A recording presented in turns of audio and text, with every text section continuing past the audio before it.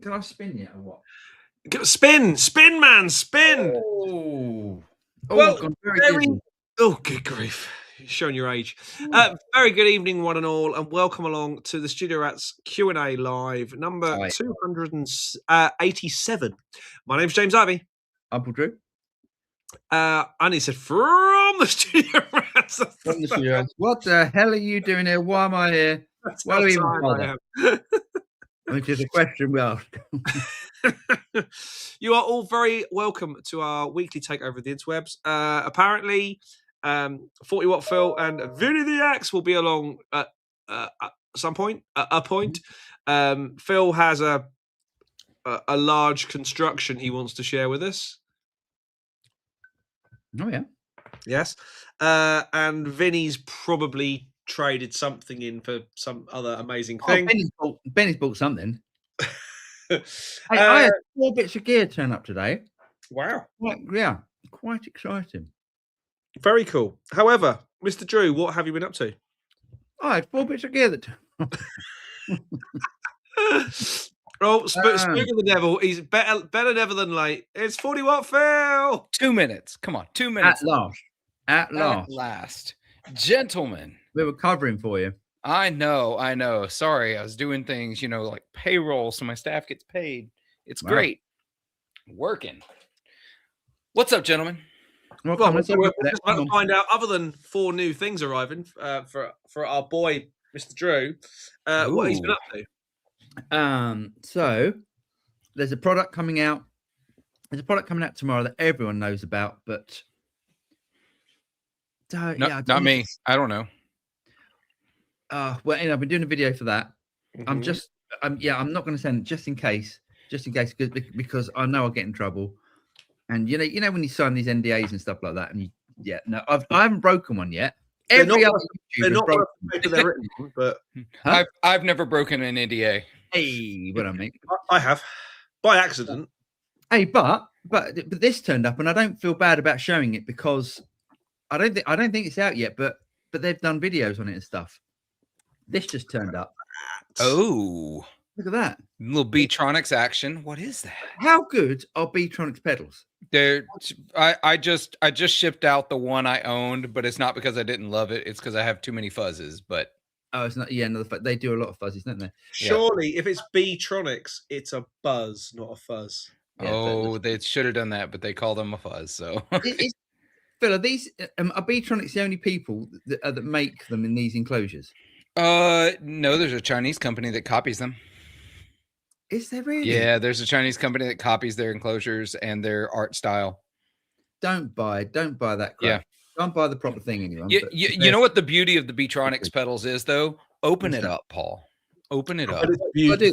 Shall I open it up? Yeah, open it up. And we'll keep. I'll just, while you're opening that up, I'm just gonna lean to the side here. Oh yes. Oh yeah. Look at that. That is a mighty carbonation. It's beautiful. It sounds freaking epic. It is this. I'm just gonna sit to the side for a little while and just everybody can see it. It's great. That is an open back 4x12. That is bonkers. Open back. Yeah. So that's got the classic sort of 2-rock open oval. Which is the Dumble style. So that's how Dumble did his 4x12s, open back. Oh. And so it's dual baffled with the bar in the middle, slant cabinet. You can't really see from here; it's slanted. Yeah. But that is an absolutely beautiful cabinet. And when you're standing up anywhere near it, like you would at a gig, can you hear anything coming out of it? That's a good question. I haven't really, I'm still breaking it in. It just got here yesterday or Monday, and I'm still figuring it out. I had it what I thought was pretty loud the other day, but I pulled up my decibel meter on my phone, and it was, peaked around 94, but it was hovering around 90, 91. I was like, okay, my tolerance for what is considered loud is not what it used to be. So I'm gonna get it cranking over the weekend, I think, and try to get it up to 100 decibels and see what it feels like.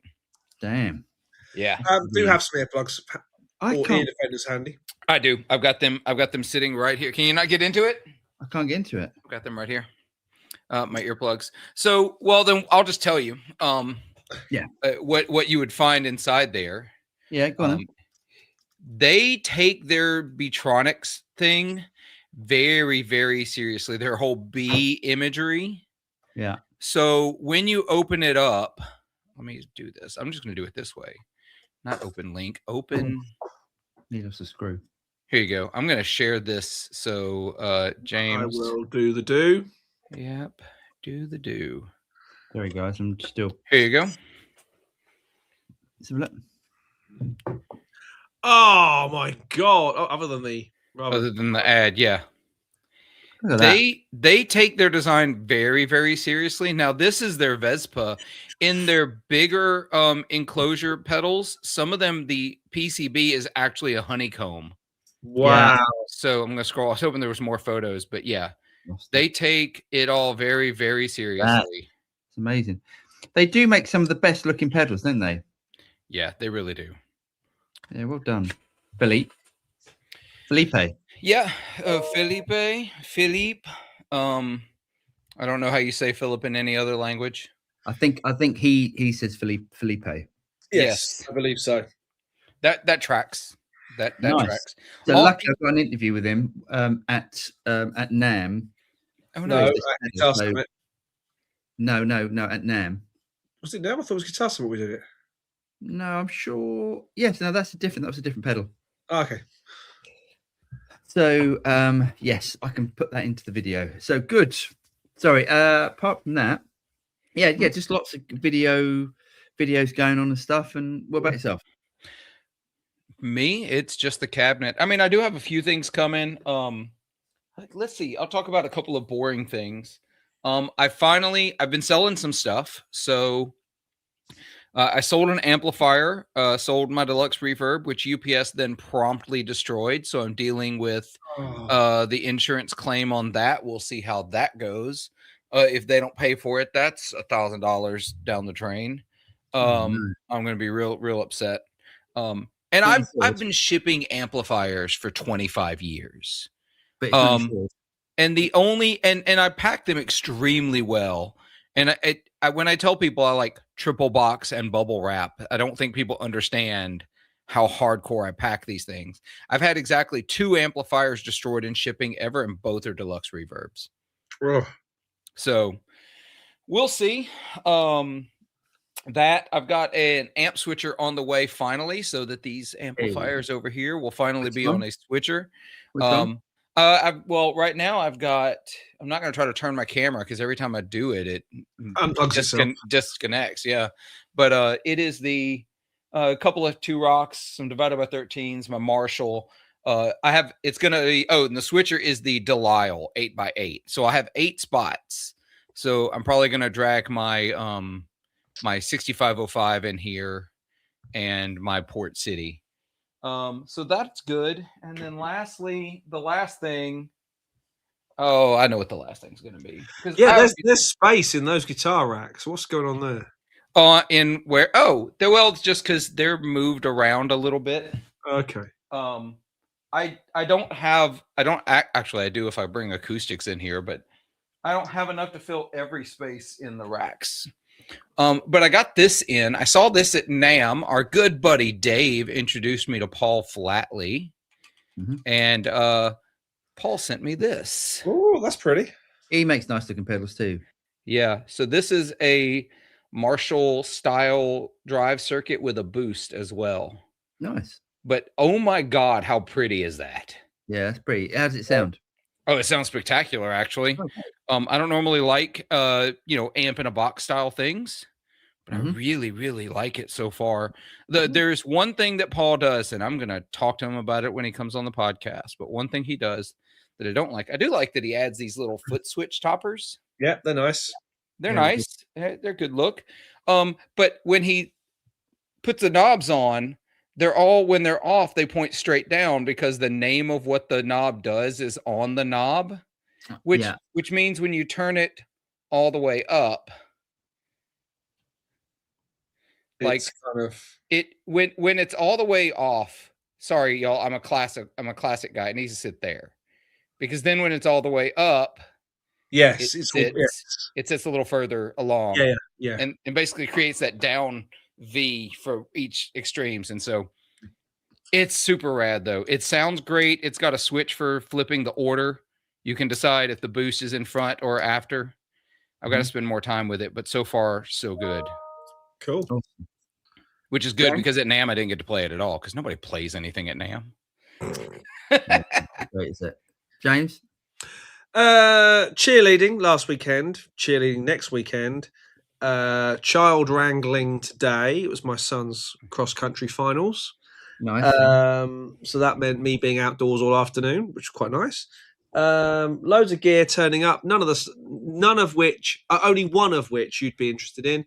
We'll talk about that later. I've just been trying to do.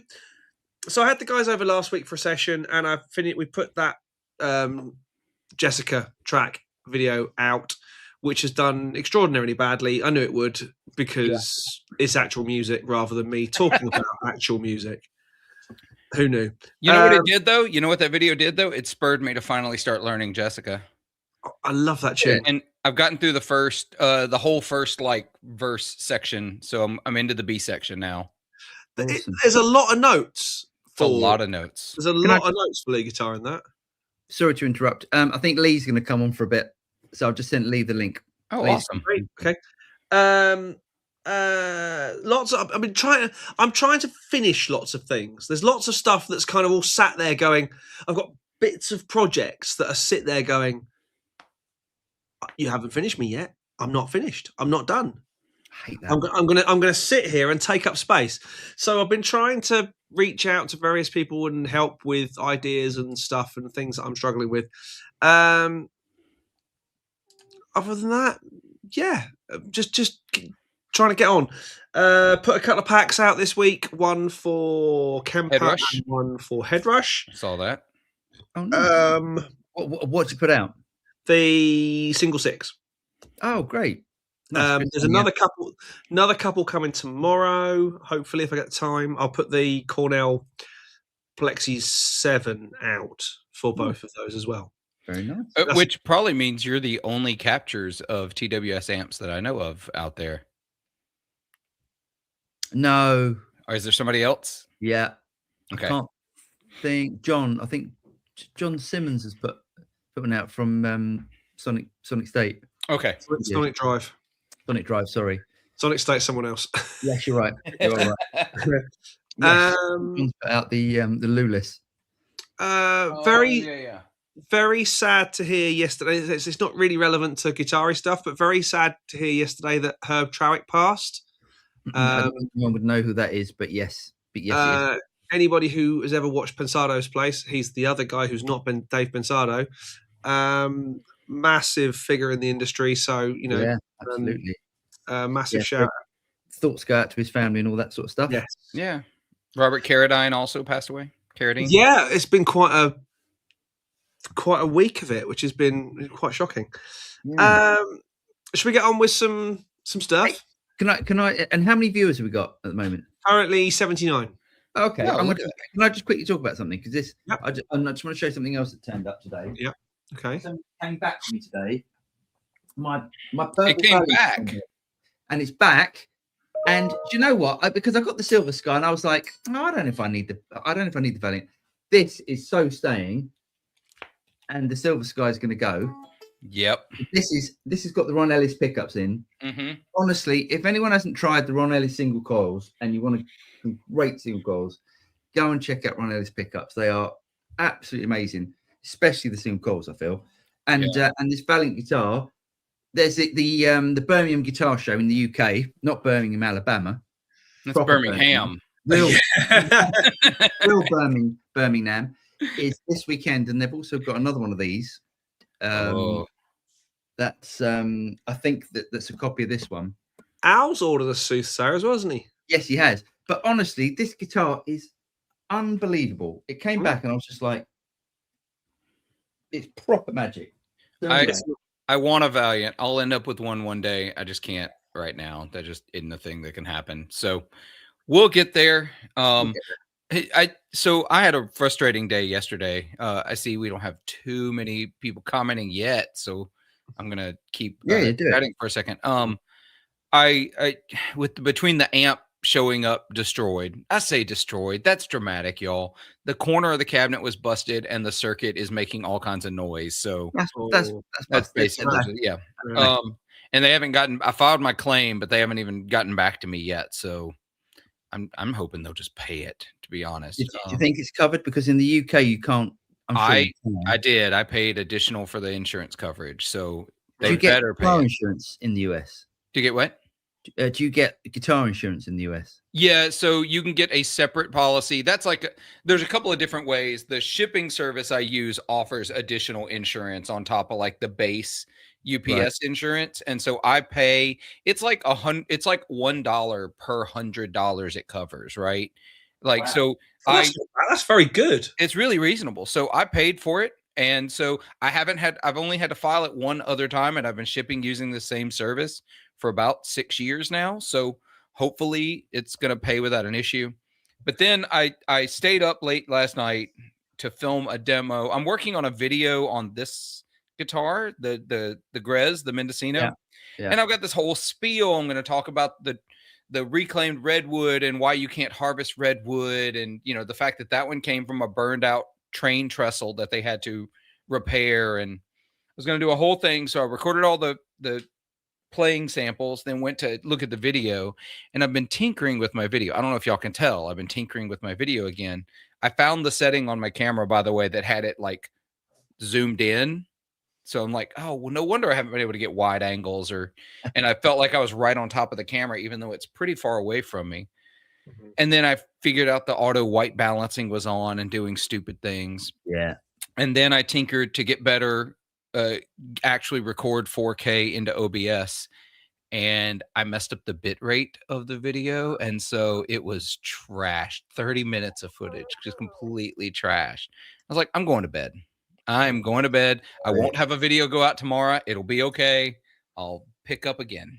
Yeah, that's really frustrating when that happens. Yeah, I had the start of the day was a bit like that for me today with Kemper. It wasn't playing the game, and I'm just like, you know, some days you're not supposed to achieve things. That's it. Yeah. Some days are just awful, and you're supposed to give up and try again tomorrow. Go to the pub. Yeah. We should do this though. Yeah. Jeremy, thanks, mate. Jeremy Power Guitar. He says, "Hi guys, what are your thoughts on the Wampler Pedalhead? I'm thinking about adding it to my board for a wet, dry, wet setup. I think you will have a lovely time with it. It's brilliant. I tried it at NAMM. I did a video on it. So go and check out my NAMM videos. It's really good. Yeah. I'm more impressed by it than I expected, but it's still 9 months away from being able to get into people's hands, according to Brian. So is it 9 months? Yeah, he said it's still at least 9 months out. Wow.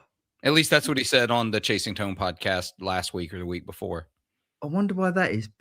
If is it the chips? Because they're using these NVIDIA. Is it NVIDIA chips? No. Well, it might be, but basically the chip they're using is used in exactly 2 applications.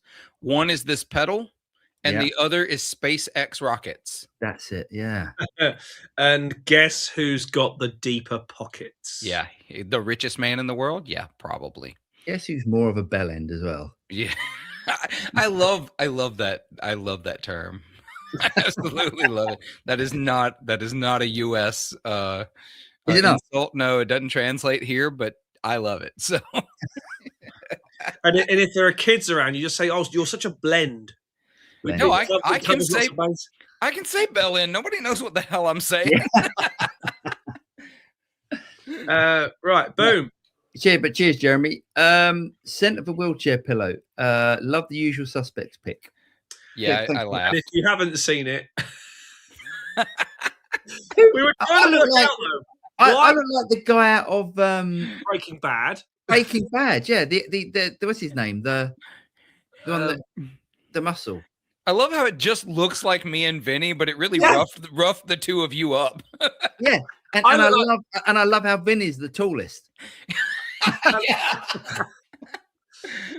But all of us are wait. Hold on. No, we're not. No, he's not. No, he's not. He's just over 5. He's just over. It's all 5s. Wait. I'm just over. James is just over 3 foot. Well done, AI. Great work. AI. You and Vinnie Vinnie looks like Vinnie. That looks like Vinnie. Yeah, it looks like You Vinnie. look like you. I mean, I can see it's you there. And I look like one of the guys out of Celebrity SAS. No, you look like some guy off some sort of Crime Watch. Yeah, you look like a legitimate criminal. Yeah, you do look a bit crazy. Thanks. Thank you. Yeah, nice. Yes, more AI-driven guff will be made into our. Yeah, absolutely. I feel bad because I started this. It's great. Oh my gosh! All right. Good day, rats. Good day, Hod. Hope you are well. Yeah. Isaac McAllizy. Hey, Paul. Hi, Isaac. Hope you're Just you, Paul, not us. well. Hello. He didn't care about us. Where's Lee? I said keep saying, okay, Lee said, sorry, can't get in. Keep saying it's sending a security code and doesn't arrive. Oh. What the hell is Are one of you trying to hack Lee instead of letting him on the stream? Did you send in the link that you had? Yes. All right, okay. Yeah. I've never been asked for a security code. Have you ever been asked for a security code? I haven't, not once. Hang on. Has it sent one to me? Because if he's trying to get in, Even so, just no. Lee, try a different. It up. Lee, try a different browser. Yeah, it's worth a go. This is happened before with Lee, I'm sure. Yeah. Algorithm 007 iffy. Kemper Profiling 2 is coming soon. It is. I saw it at Guitar Summit, and it was very, very close. And very, very close. Will we get it before the Blue Guitar Amp X? I mean, you saw it at Guitar Summit. That was September, mate. I know. That was. I mean, what's that? How long September? We're talking 6 months. Yes. Yeah, getting on close. Yep.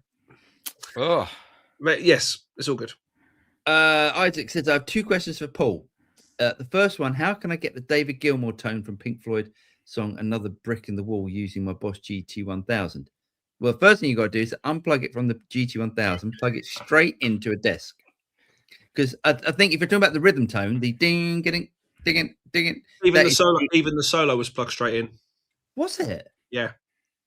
Oh, it was. So turn off all the amp modeling and just run directly into whatever FRFR you're playing into. Bam. Yeah, I mean, you could, yes, you can still, we're sort of being facetious. Well, we're not being facetious because it's been truthful, isn't it? That that guitar tone was recorded going straight into the desk. So, we're not talking straight into a bog standard. Yeah, interface, though we are talking into a beautiful Helios console. Of course, so just get rid of the amp, get rid of the speaker modeling, and then work the effects from there. I mean, it depends what you mean. Do you mean if you mean the solo and the rhythm pat? But because I'm guessing the solo's got loads of reverb on it. No, Dave Gilmore. There is a video. There is a video where he explains it, how they got that solo sound. So I just YouTube it, and then what I used to do is try and kind of reverse engineer from what they said they'd done. Yeah. And then just use elements that I had within the device that I was working with. I wonder. I mean, it's almost definitely got a compressor on it on the input. Mm-hmm. So the first thing you change should be a compressor. Yeah. Get rid of the amp modeling. Get rid of the speaker modeling. Yeah. I mean, it's probably going to be. How old is Another Brick in the Wall? Early 80s. It came out in 1979 to 1981. Yeah. The Wall. Okay. So probably stick like a hall reverb on there, like a lexicon-y type hall reverb. Make sure it's got a bit of modulation on it, on the reverb. All lexicon type stuff. You'll be golden, I think.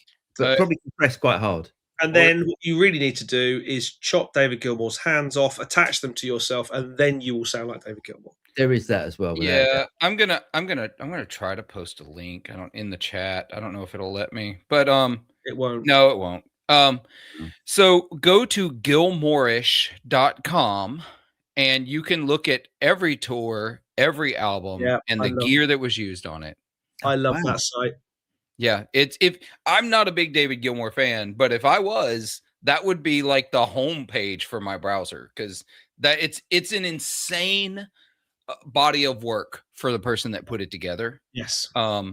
Yeah. Also, it's funny that old like direct to desk sound was so much more common when there were good consoles. And I'm not saying that studios now don't have good consoles, but they aren't the same. The Helios is the same console that Jimmy Page played Black Dog into.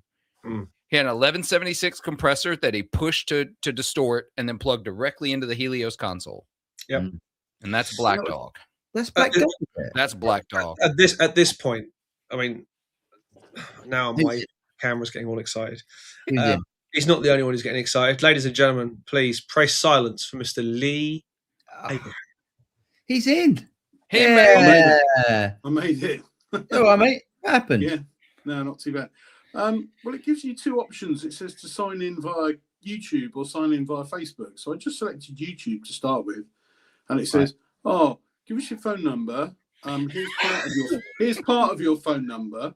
Fill in the rest and we'll send you a code. So I did that and it sent me a code. So I put the code in and then it said, here's part of your email. Complete the email and we'll send you another code. Please verify. So I filled in my email address. Nothing arrived. Wow. So I did that 2 or 3 times and then I just went back to the beginning and came in via Facebook and it let me straight in. In the meantime, Lee's bank account information has been sent to some dude in Bangladesh. Yeah, thanks for the link. So you're right. You have you got any news for us and stuff? Well, I'm going on tour tomorrow. So hey, nice. Where you going? We're going out to Poland to do a mini tour out there. Lee's massive in Poland. Like Lee traveled down the street without being blown and stuff. He's going to Turkey and Sweden. Sorry, Torquay and Swindon. Yeah, that's it. So we're off out. We fly out tomorrow, play Friday, Saturday, Sunday, and then fly home Monday. Nice. So it's awesome. Pretty whistle stop, but we've been rehearsing hard for it. So it should sound good. It sounded good at rehearsals anyway. Great. What are you taking? What's the rig? Well, you'll be very disappointed. Tonex 1. Well, no, it's worse than that, Jim. I'm taking I can't bring myself to take a Sir guitar. You know, it's baggage handlers. You know, because it's an airport job. If we were going via tunnel and driving, then I'd take all the good stuff. But no, so as it's going in the cargo hold, it's the Harley Benton, I'm afraid, because I'm not going to cry too much if something happens to that. But I've had it. I've had the Harley Benton spruced up a little bit. Do you remember I had a Thornbucker pickup which I put in a white jet? Yeah. I've swapped that over to the Harley Benton, so the Thornbucker bridge pickup is now in the Harley Benton.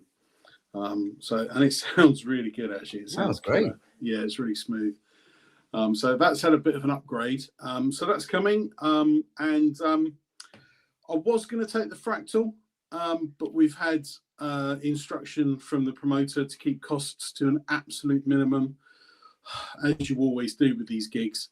So I can literally only take one small bag on the plane. So I've got checked in guitar and one small bag on the plane. So with all the other stuff I've got to take with me, plus I've got to take 4 days worth of clothes as well. Ah, you don't do that. No, you don't. One day worth of clothes, 4 days worth of underwear. 1 day's worth of pants, yeah. A few months back, I actually went out and bought the. I know I've had this piece of gear before, but I went out and bought the HX Stomp only because of the size of it. So I'm going to be taking the HX Stomp. It's not that much smaller than the AM4. The AM4. Yeah. Yeah, no, I haven't got the AM4 anymore. Oh, Jesus. Are you serious? Are you serious? I'm totally serious. Are you back on the FM3 again? You are unbelievable. What happened? The AM4 went back because it hasn't got pitch effects. I can't live without pitch effects. if it had pitch effects, I'd be keeping it. I mean, there's nothing to say that there's nothing wrong with it. He's right. It doesn't have pitch effects. But why not just get like a TC Electronic D tune or whatever they call it? That's because now you actually need a board. You actually got to put it on a board, and so I need two types of pitch effects. I need drop, and I need harmonizer, intelligent harmonizer. And you so that's two extra pieces of gear, one in front, one behind, sort of thing. Okay. And also, even with the AM4, if you decide to get a harmonizer pedal or something, you put it in the loop of the AM4, it's in the wrong place. Right. Because it's after your delays. You need it before your delays. Or personally, my point of view is you need it before the delays. So anyway, leaving all that aside, the AM4, fantastic piece of gear. And I was very grateful to be, part of the first mail out of actually getting one of those before Christmas. And it is fantastic, and the amp sounds and the effects are just as good as the FM stuff. I guess at some future point they will upgrade it. They will upgrade the firmware. I'm hoping, and if they manage to, because then I think they'll have to do some tweaking with their algorithms to maybe get their algorithms a bit smaller and a little less power hungry. If they can do that and they can add pitch effects to the AM4, fantastic. That'd be amazing. That'd be really good. And I'd go back to it. Definitely, I would. Oh, interesting. Yeah. So, and of course, the only thing about the FM3, it's not necessarily the size of it. It's just quite heavy. So by the time I've put it in a rucksack and I've put all the other bits in a rucksack, I don't really want to go walking through an airport with, I know it sounds lame. I know some people have said to me, "Oh, that sounds really lame. Since when has an FM3 been regarded as a big piece of gear?" Well, walk 3 miles with it and then tell me how convenient it is. I say, as a guy who used to play blues festivals where I'd be playing at 1 o'clock at this stage, and I'm playing with somebody else at 3 o'clock at this stage, and I just started carrying a garden cart, the big like metal with the big rubber wheels. Yeah. Put my amp, my pedal board, my guitar in there, my pedal board on guitar on my back, and just 3 miles. Let's go. Next gig. What are you lot whinging about? Oh, shut up, drummer. They No backline your drums almost all the time for this stuff. No, you never have to travel with anything. What are you talking about? In the immortal words of the Trogs, drummers, I shit 'em. They give you backline all the time. Like, the most my drummer ever had to carry was a snare and some cymbals. But it's normally rubbish. What you get. Yeah. So's the beat up Hot Rod Deluxe I'm playing through. Suck it up. It's always the school. It's always the school music room drum kit when you get there, and they say, "Oh my god, yes, oh, it's so bad." And the classic line, "It was in tune when I bought it." Yeah, exactly. The Tom skin looks like a carrier bag has been stretched over Oh. Oh, well. So anyway, I'm off out tomorrow, so that's going to be really cool. I'm looking forward to that. We got the itinerary for it the other day, and I love trips like this because you don't have to think about a thing. You all you have to do is make sure you get to the airport on time, which is obviously the last thing I've got to think about, and then they take over, and it's fantastic. Can I ask because you said the promoter said like there's a budget and stuff. Yeah. Surely there's got to be a little bit of. I mean, and I'm sure that any other sort of prog band I can say, and you can say, hold on, mate, I need this. We need an extra bag. You've got, give us an extra. We need some extra. We need an extra 20 kilograms. It's only going to cost you another 60 quid each way, whatever. Yeah, like there's a lot of politics involved, and it's to do with the band members as well, because one of the other guys would say, you get an allowance for a bank, you get a budget basically to book your plane tickets with. Yeah. So the drummer's got to take breakables with him, so the drummer's taking cymbals and snare and double kick pedal and all that kind of stuff. Keyboard. We've got a keyboard player. You know, he wants to take laptop interface, cables, bags of stuff, and he's got the Zoom thing, which has got all the backing tracks and stuff on it as well. Sorry, I said that unholy words, backing tracks, but No, you didn't. This is 2026. Probably AI as well, isn't it? It's just Suno. They're just running a Suno account in the background. Yeah, that's it. We just press play on our CD, basically, on our album. Write me a prog song in 9/8, 12/8, 13/5, And at least one measure of 1/16. And it has to be about goblins and not hobgoblins. At this point, ladies and gentlemen, Vinnie the Axe is coming amongst us. Welcome, Vinnie. God, look at this. We're crammed in. Yeah. So, You're Paul, on. just to finish off as well, the other bit of politics is we have to take loads of merch with us as well, and we've got to carry that as well. So That's okay. No, I'm here. That's more important. Take the merch. Yep. That's where you Yeah. make money. Wear the merch. Have you seen that episode of Friends where Joey's wearing every item of clothing he owns? So- Yes. there's a really good, I can't remember if it was like an Instagram reel or something. There's a video on social media where the dude is like trying to see how many t-shirts he can wear at once. And so he's not a big guy, but he's not tiny, but he starts with like the smallest t-shirt he can squeeze into. And then they're progressively getting larger. I think they went something like from medium to like 10x he's wearing at some point. Oh, Just amazing. do that. in the old days, of course, you could take merch in a way that you could put all the CDs on a spindle cake. So you could take that. You could take all the inlays separately in a plastic wallet, and then they would give you jewel cases when you got out there. So then you could put them all together once you got there. But nowadays, everybody wants to buy vinyl, so we've got to take all the Wow. vinyl in sort of like, you know, basically silver flight case stuff. You know, like the old DJs used to carry their records in when they did discos. So we got to take all of that stuff as well. So there's a lot of weight there. There's a lot of stuff to take, you know. So What's old is new again. I just felt like being the good guy and just saying, well, okay, I don't need a lot of stuff. For your two guitar sounds. Yeah, exactly. Yeah. Clean it dirty. That's it. Yeah. Wow. Well, So Vinny's, it looks like Vinny's got a new guitar. Yes. Yeah. Should we have a look at that first? If you want to. You guys ready? We might as well. Go for it. The questions are we're a little bit low on questions, so Yeah. I can talk to you about seeing a certain guitarist the other night as well. can you? Oh, nice. We'll do that in a minute. It's tones. Have a look. Oh, look at that. So this is a Sir standard, but this was a custom build one-off. And what really attracted me to this, well, I was looking for an 80s-esque guitar, but what attracted me to this was the headstock. Oh, look at that. I like those headstocks. Mm. But it's not they sometimes do those with a dual Yeah, height. with like a little scoop taken out of the edge. Yeah. Yeah, but this is just a regular flat one. I'll Nice. I'll be the naysayer. I like the regular Sir headstock better. Well, Do you? I do like the pointy one, but I like it on specific guitars. Like if you look at the horns on this, they're so rounded off.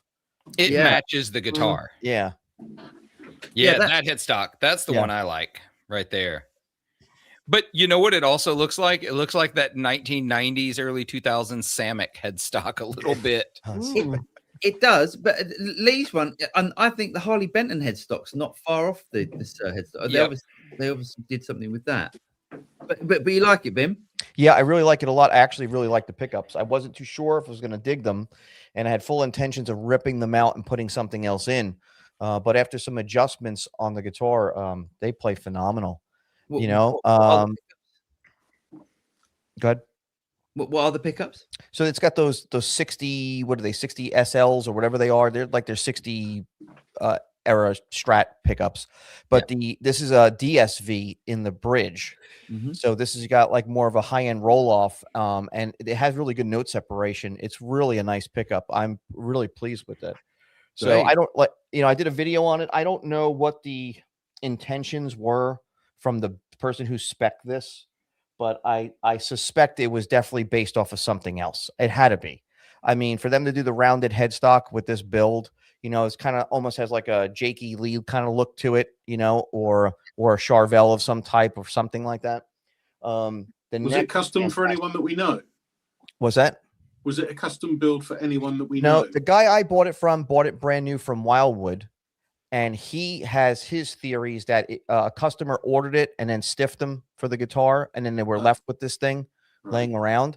So, you know, he wound up buying it. He wasn't sure about the neck profile because the neck profile was altered, as well as the compound radius. It only goes from 12 to 14, which would sound like a waste of time, but actually, I kind of like it. I like that because I'm not really a fan of the 16, so I don't, you know. And is it fat neck, thin neck? The neck is, it's hard to explain. It's not super wizard thin or anything like that. It's almost like a medium C shape. Okay. Neck, and the body is Palonia. Oh, so it's lightweight. Nice. It weighs 6 pounds and a couple of ounces. Right. So it's nice. I love those Polonias. I think the only thing I will say about Palonia from my experience already with this guitar is that wood is soft. Yeah. It is very soft. So when you take screws out of the back plate or you take the pins out. Now, I suspect the guy had strap locks on this because thank the Lord I did not put a strap on the guitar and try it. Those pins would have came right out. They were loose in there. Yeah. So anyway, I went up doing my trick and then putting the, you know, the DiMarzio strap on to give it the thing. But the Palonia wood is light, but it's soft. I don't know if I would want to build with it. Let's put it that way. But no, he doesn't. So Sir doesn't build with it anymore because it's too hard to work with. Yeah, but as far as that goes, the guitar is just phenomenal. It plays phenomenal. You know, so much so that like I said, I had started posting a whole bunch of stuff for sale. So great. You know, I'm keeping my Friedman. I'm keeping my Nick Huber. I don't want to make that mistake again and get rid of the Huber. So I'm keeping those two. And then I got the Ibanez that I've been toying with, which I still really like after all of this. And then this guy, you know, so everything else went up for grabs. I sold the JTG Tyler guitar. Oh, that went. Yeah, and I enjoyed that guitar. There's nothing. I wasn't disappointed with it, but I have to say that this was the next step up from that. Same loadout, same type of bridge. Although I like this Goto a little bit better. This Goto 510. So my thing with the whole idea is that why have a redundant guitar that's exactly the same? You know, I'm not gigging, so I don't need another duplication. Is my point. So did you take a bath on the JTG? No, I lost about after the fees, I lost about $150. Well, that's not bad. That's not bad at all. Somewhere in that zone, so it wasn't too bad. Yeah, consider it a rental fee. Yeah, that's how I look at it. So yeah. So and I even put up my K line for sale, even though I have a beautiful K line. I think I like these single coils better. I was going to mess with that one, but then I'm like, you know what? There'll be another guitar on the horizon at some point, and then I'll deal with that. You know, I even might buy a Sir type of Telly. I think might be my next. The Alt T is brilliant. If you get an Alt T, you'll love the Alt T. Yeah. I think that might be more my bag. Yeah. I will say, going into all of this now over the years, I have to say that in retrospect, the Goto 510 bridge is probably my favorite 2-point tremolo. Me too. It's perfect. It is to me. The Man-Made's really do, but the Goto is perfect. What was that? I don't know. Sounded good though. What was that? Was that me doing that? No, it's a weird sort of. It's like someone dropped a Fender Deluxe reverb with the reverb spring all the way on. Yeah, I thought it was like a really trashy sounding splash cymbal. Lee, I would suspect that you would love this guitar. Oh yeah, it's got like an Adrian Smith Jackson vibe to it. You know what I mean? Yeah, definitely. Maybe that's what they were going for. That could it looks like it, doesn't it? Especially with it being white with black hardware. Yeah, it had to be basic because even they were specific on the profile on the back. So I have it on a sheet over there, whatever it actually is. It's a little bit slimmer towards the bottom end than one of their classic necks, but it's super comfortable. So while we're light on the questions, which is weird, y'all are here. What's going on? Yeah, I have a show and tell to show. Oh, well, I'm going to pull this one out first because we're talking about tremolos, and I want to stay on that subject. So I got this back for I'm putting it on my 135, right? Mm-hmm. And so I sent it off to a guy named Daniel Slusser. He has a company called Slusser Guitars. He makes really rad, like vintage, bespoke, interesting instruments. He makes a chopped flying V. And so it's a flying V, but where the legs normally come to a point, they're chopped. And so it looks awesome. It sounds weird, but it looks awesome. But the other thing he does, you got to see it. You got to see it. I'll show you a picture here in a minute. But I'll look it up while you're talking. What's it called? Slusser. Slusser. Slusser. He's probably got it made so that you can play it sitting down, though. Is that what you're trying to say? No, it's more like you'll see it. You'll see it. But he also does a service. That looks great. That looks great. He does a service where he takes Bigsby tremolo vibratos, and he fixes them, like all the issues with them, because the way they're cast now, they have some inconsistencies. So one of the things is the bar itself, like this groove right here, it normally sticks. And he showed on this one how when it would like sit here and you had to force it down. Yeah. And it's because it was catching on some of the metal because it wasn't milled perfectly because it's cast. It's not, milled. And so he fixed that. And now this just is like the smoothest action ever. And he makes these replacement arms that feel so much better than the trashy metal arm that comes with it. Yeah. And I can't wait to get this on the guitar. Also, we replaced the roller bar so that it's let's see if I can get it to focus, where it'll string through instead of on the posts. That's Gretsch do that on the modern one. But that's how I knew I liked it, because I had it on that White Falcon that I had. I can't wait to get this on that guitar. Sorry to interrupt, Phil. Yeah, and I've just had a email, a message through from Al Lindsay, and he said he thinks there's a problem because the comments keep getting deleted. Oh, okay. So yeah, guys, we're really sorry about this. Just I don't know what. Yeah, so it might be your end, mate. Yeah, is there some kind of moderation on that? There must be some moderation on or something in the comments. Yeah, because this crew's never been this quiet. Yeah, it's never been this quiet before.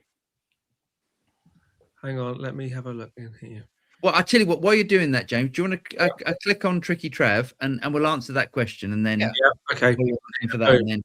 So Tricky Trav, he said, "Hello, my lovely rats. Hello, mate." He said, "I just took a rosewood fretboard off an 82 Epi Les Paul. Started as trying to straighten the board and turned into a refret, and now I'm going to refinish the entire thing." Nice. Oof, Trav, you are I know you're talking about starting to build guitars, so I mean you've obviously got the skills. You've been working on it, but that's serious surgery, isn't it? Yeah, that's not for me. That is no, not me neither. I'll do a lot of work on a guitar, but I stop at removing things like that. Hold on a second. There's nothing I've done or nothing I can see that I've done. Hold on a second. It says connect to the chat. You've got to now connect to the chat. I don't know. From your YouTube channel. I'm looking at the channel on my phone, and there's literally about 3-4 comments. Oh, we've got more than that, but not. We've got 1, 2, 3, 4, 5, 6, 7, 8. Actually, 8, 9. I think you've got to sign into the chat. I think Stream. Can we find someone else apart from StreamYard? They're absolute crap. Riverside does it. Yeah, we should do Riverside. Does Riverside do multiple people? Yeah. You can you can invite multiple people. I sent a test message. It worked for me, and it looks like Trav sent another message. Yeah, I can see yours. Yeah, I'm looking up. I did a Google search on StreamYard, and it looks like there was an issue of some sort. Now everyone's saying testing. Yes. Testy. Test cycles. Okay. Dave says that he's good. Okay. Yeah. Okay. Yeah, but it's strange, but considering the it is. However, yeah, we'll get through them. Yeah. What's up? Says Jimmy. What's up, Jimmy? No, Hope he you're said, well. "What's up?" Nikon 1989 says, "Evening, gents. How important is a good tube amp to you in 2026?" This is a great question and similar to a question that's been bugging me since last week. I think Adam Lee posted it, and we had a little chat about that. You know, I think Phil, you said that you'd rather have a tube amp than a good guitar, and it's been bugging me a week because and we'll get to this. I'm just going to sit over here. I don't need to say a word.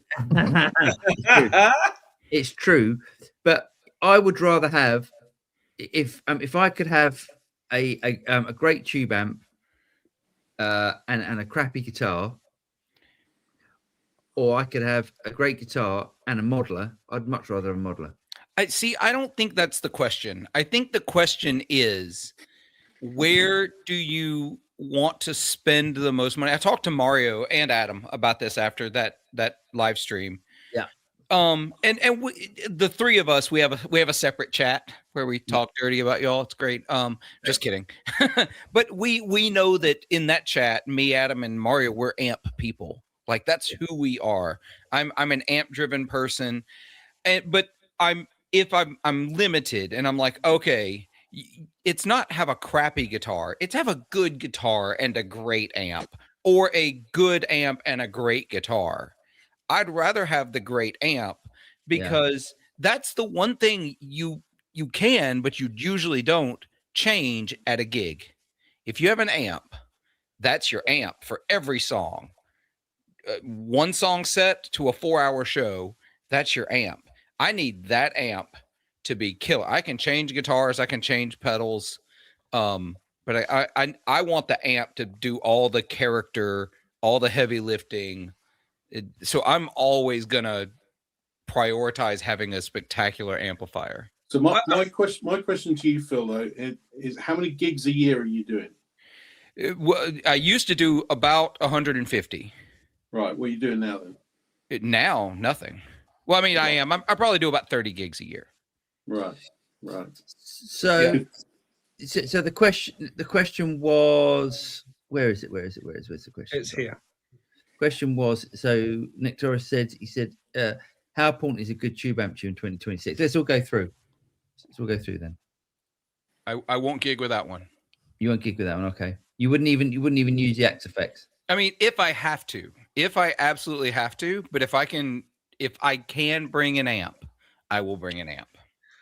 I would say I am more inspired playing a real amp. Bear in mind, I'm not a first call gig guitar player anymore. So I would say I get more inspired from playing an amp than I do from playing a modeler. I would rather the consistency of turning up with a modeler. Yeah. If it's a good modeler, I would rather turn up with an Axe effects and know. And I know it's a nightmare if I need to change anything, but I know exactly how that's going to sound. And I don't have to worry about the guy that's going to stick a microphone in front of the, because he sticks it right in the middle of the cab, whatever. Do you know what I mean? I mean, it's you are also in that world though. You are saying that you are very dependent on the bloke out the front, having a half decent PA to play through to make your modeler sound good. Okay, you might have your ears in your own little world, but you are quite reliant on the PA being any good in order to reproduce the sound of that modeler. Yeah, that's fair enough. Yeah, but at the same token, though, that you're taking one variable out, which I understand what he's saying is like you're taking out the acoustics of the room and the analog amp out of the mix. So your rig will be the same, regardless of where you go. With the model. Can I say in the studio, completely different. If I had the choice of recording with an amp or with a modeler, I'd record with an amp all day long. Well, and that's where I come in because I don't tour and I don't play gigs. So my thing for home, like I'm new to the modeler world, but when you're playing a real amp and you're pushing real air through a real cabinet, I don't. I know that the captures or the clones of stuff, and I got the quad cortex. I love it. For recording, it's very easy. and it's cool to have the stereo effects going through the audio monitors, and that makes up for the lack of like that analog thing that's going on. But I still can hear a difference when I plug into one of my regular amps and I'm pushing air through it. The Quad Cortex can't hold a candle to it, and it doesn't have that three dimensions to it. It's like listening, and some people might say otherwise, but if you have a really good home stereo and you listen to a CD and then you listen to the vinyl version of that CD, the vinyl to me sounds more dynamic. It's easier for my ears to digest. You know, it's just a different thing. Yeah. I know it's hard to explain, but I think the other thing. Hold on. Let Lee do his. Well, I was just going to say, I mean, it's a convenience point of view for me. So I am currently doing 150 plus gigs a year, and I just want an easy life on the road, really. So I just want to turn up with a modeler, put it on the floor, plug it into the PA. But a good quality guitar, since I've been playing Sir guitars, good quality guitar is important to me now because I want it to be reliable. I want that guitar to, you know, I don't want it to go out of tune when I'm, you know, doing the whammy bar stuff, and I want it to, you know, to resonate properly, and I want it to, you know, at least still sound what are you good taking? after about What are you taking to Poland? Yeah. But what are you taking to Poland? Well, a Harley Benton, but that's only because I don't want my Sir guitars trashed by the baggage handlers. I'm here. I'm still hearing amp. I'm just saying. I understand the premise, but I'm also like my gigs. I'm driving to most of my gigs. I don't do a lot of. I have never done a lot of fly gigs. I could probably count on both hands the number of times I've had to fly for gigs. But also, I'm willing to drive an unreasonable distance because I live in America and we like to drive. It's a thing. But for me, being a sound guy, I don't trust sound guys a lot. Also, Paul, I'm that dude who, if I look back and I see that the mic is not in the best place, I don't care how good this sound guy says he is. I've mic'd my own amp enough times that I'll just go back there and we're gonna nudge that over a little. Can you show us your 4x12 again? Just move out of the way, because you know where the sound guy is going to stick this microphone. You on that cab, you know where the sound guy is going to stick it. He's going to go on the back. where the letters are. It's going to stick it right in the middle. Oh yeah, God, I hope not. I really hope he's that line right there. It's just going to be right on that. I really hope not, but I will happily move it. It will not bother me whatsoever to move his microphone. Well, aren't you supposed to put like two little pieces of tape, like an L shape? That's cool. If I were gigging this cab, don't get me wrong, this cab is a vanity cab. I will gig it. It's going to get gigged because I don't own gear I won't gig. And I think I'm going to take it for my Blues Festival gigs in April. But if I were gigging it regularly, that's exactly what I would do. I would mark, this is where to put the microphone, you freaking bell end. So but it all boils down to what the rest of the guys in the band are doing as well. So it's my band. The bands I play in nowadays, everybody goes direct. Nobody brings an amp. So I can't be that one guy that turns up with an amp. No, you're absolutely right. And I think the style of music you play, it makes a lot of sense. You know, the music I play and the gigs I play, being the blues and the Americana thing, it feels weird with a modeler, and it looks weird to people when they see people playing with modelers playing that kind of music. I think with Lee as well, Lee's guitar tone that Lee normally uses is not what I would consider to be a conventional guitar tone, because you use a lot of gain. You were using a lot of gain. There aren't many amps that produce the amount of gain that you use. Yeah, totally. Plus, Lee, you've been on a quest to try to find this. As far as I know you've always been on the quest to try to find the smallest compact board that you can get away with. Well, yeah, I'm going to these dates tomorrow with an HX Stomp, so you can't really get much smaller than that. I think we've kind of missed Tyrus's question though. How important is a good amp to you in 2026? A good tube amp? For me, it's really important. I love playing through a tube amp. Not important at all for me. I haven't owned a tube amp since 2017. I think we answered that question. I mean, I love tube amps. How if there was just modelers, because I'm imagining that the Nikon is asking, would you rather have an amp or a modeler, or if you could only have one, what would you have? I would probably have a modeler. I think practicality aside, I think we'd all. I think practicality aside, we'd all rather play through a tube amp than a modeler. Practicality considering, I'd play a tube amp. I mean, there's just no doubt in my mind that right now, if you asked me, it would be that amp. I'd keep that cab, but I'd also have a couple of other cabs, a 112 and a 212. If only he had a cab to play that amp through. I know. Well, here's the problem, Jim. Is somebody called you Jim earlier? Who was that? Was it Lee? It was more. It was a Star Trek reference. Yeah. Damn it, Jim. I'm a doctor, not a 412 cabinet. Now I need a straight cab to put with it to go underneath. It's like now I'm like, if you did that would be awesome. That would be the dumbest thing literally the dumbest thing I've ever done. When you turn up to a bar gig with that, you never get invited back. No, never getting invited back. In fact, I told Eli, so when this arrived and I set it up and I started playing through it, I took a photo, the photo that I put on Instagram, and I sent it to Eli at 2 Rock.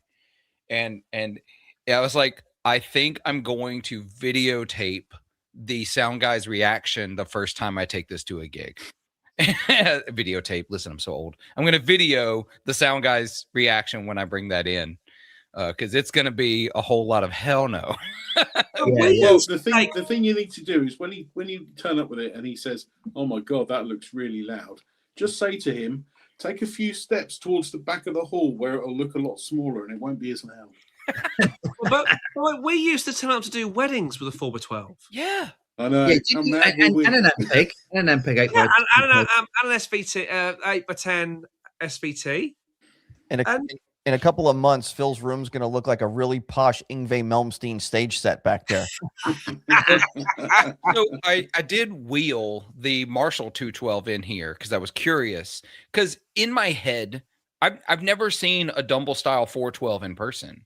I've never seen it. And so I was like, it always looked so much bigger. And actually, when it got here, I was like, wow, this is smaller than I thought it would be. I thought they were oversized. You know how Mesa cabs are oversized? I thought that's what these were. It's actually smaller than a Marshall 412. By a half inch in height and width. It's a half inch smaller. The Wazza 4x12 is oversized and is enormous. The Boss Wazza? Yeah. What? They do a 4x12. It's amazing. It was for their Wazza amp. The Artist? Was it Artist amp? No, Wazza Head. It's called the Wazza Head. It was the original before the Katana. The Boss was a 150 watt. That's Yeah. Oh, I didn't. The cab is exceptional. I didn't even know this existed. It's the best sounding 4x12 I've ever heard. It is amazing.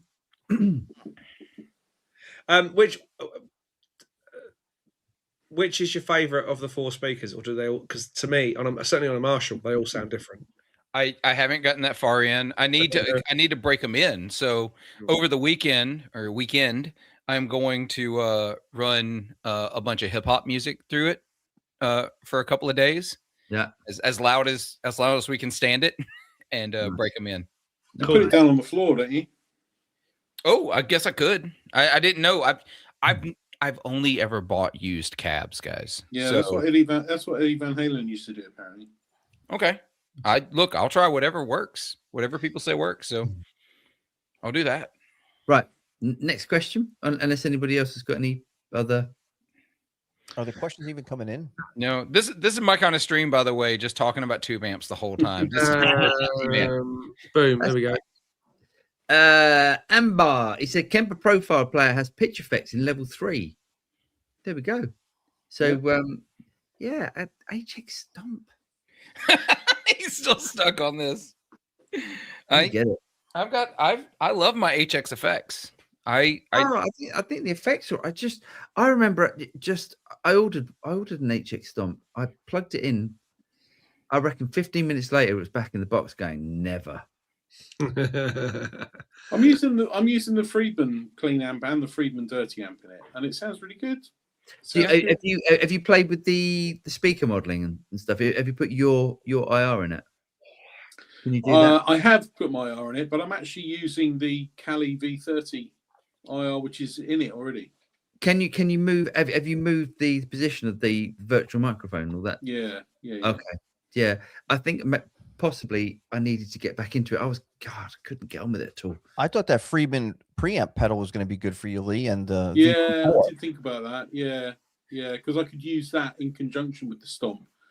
Yeah.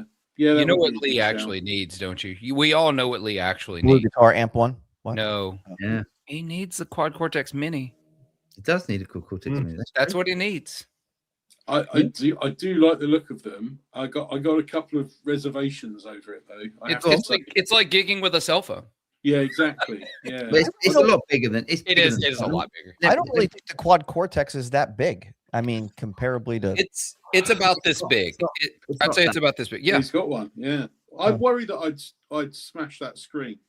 No, but have you seen the video of Ola England trying? Yeah. No, it's tough as hell. And can you get Can you get 8 sounds from those switches? So, like, can you toggle on each one? So 1, 2, 3, 4, 5, 6, 7, 8. I don't know. This is your fault, Lee, for playing progressive music. You need all that. No, yeah, sorry. Well, you know what you could do? You could get one of those Bluetooth air turners. Yeah, and sync it up, and now you've got a bunch of extra foot switches. Yeah. The what's it called, James? The Exonic Air Step. Yeah. And Cortex edition. Yeah, it would work brilliantly. Done. Okay, all right. And it'll sound way better than an HX Stomp. Hey, look, there's something else that Lee can buy and then send back as well. So you've got to piss off some more retail. We love to spend Lee's money. We really do. Drinky Travis said, "Yeah, one thing turned into another." Nice. Well, mate. It sounds like you're really sort of. He says, "I couldn't stop. 1 minute I was checking the bow. Next thing I was putting the frets, and now I'm here." Oh, you're brave, man. Yeah, I wish I was that brave, but you're obviously a talented man. Trav, you may have stronger ADHD than I do, and that is saying something. Bonjour. Bonjour. Philippe said bonjour from Le Français. If he's saying bonjour, he's Philippe. Philippe, yes. Yeah. So should we talk about Pete Stones at some point? Yeah. Let's do Betty Le Plume. He says, "I sent 2 questions. Bonjour, du Quebec." Oh, sorry, mate. We haven't had any of those. We're not getting them through. Really sorry. We're not getting them. Has anyone checked actual YouTube to see if they're coming through? That's how I sent mine, was actually through YouTube. And are all the questions showing up on YouTube? Oh no, nothing's showing up on YouTube, but I was able to send through YouTube. Okay, yeah, that's weird. Tricky Trav, he said, "That's a great question. I like modelers a lot, but every time I play a great amp, I miss it. I never play an amplifier and miss a model." It's true. I'm not getting. I'm not saying you're wrong. Right. At this point, I want to show you something. Oh God. Oh. So something arrived. Keep your pants. Was it all the questions from the feed? You ready? Yeah, go on then. Uh-oh. It flashes. Oh, he got the tone. Oh, Looks nice, Fender Tone Master Pro. I tell you what, I opened it 10 minutes before the show.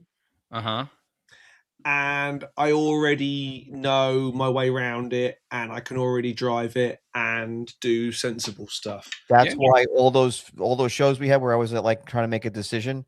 That's why I wanted to buy that thing, because I thought it would be an easier interface for me to learn. The touch screen is really good. Everything is populated. Everything's got turny knobs.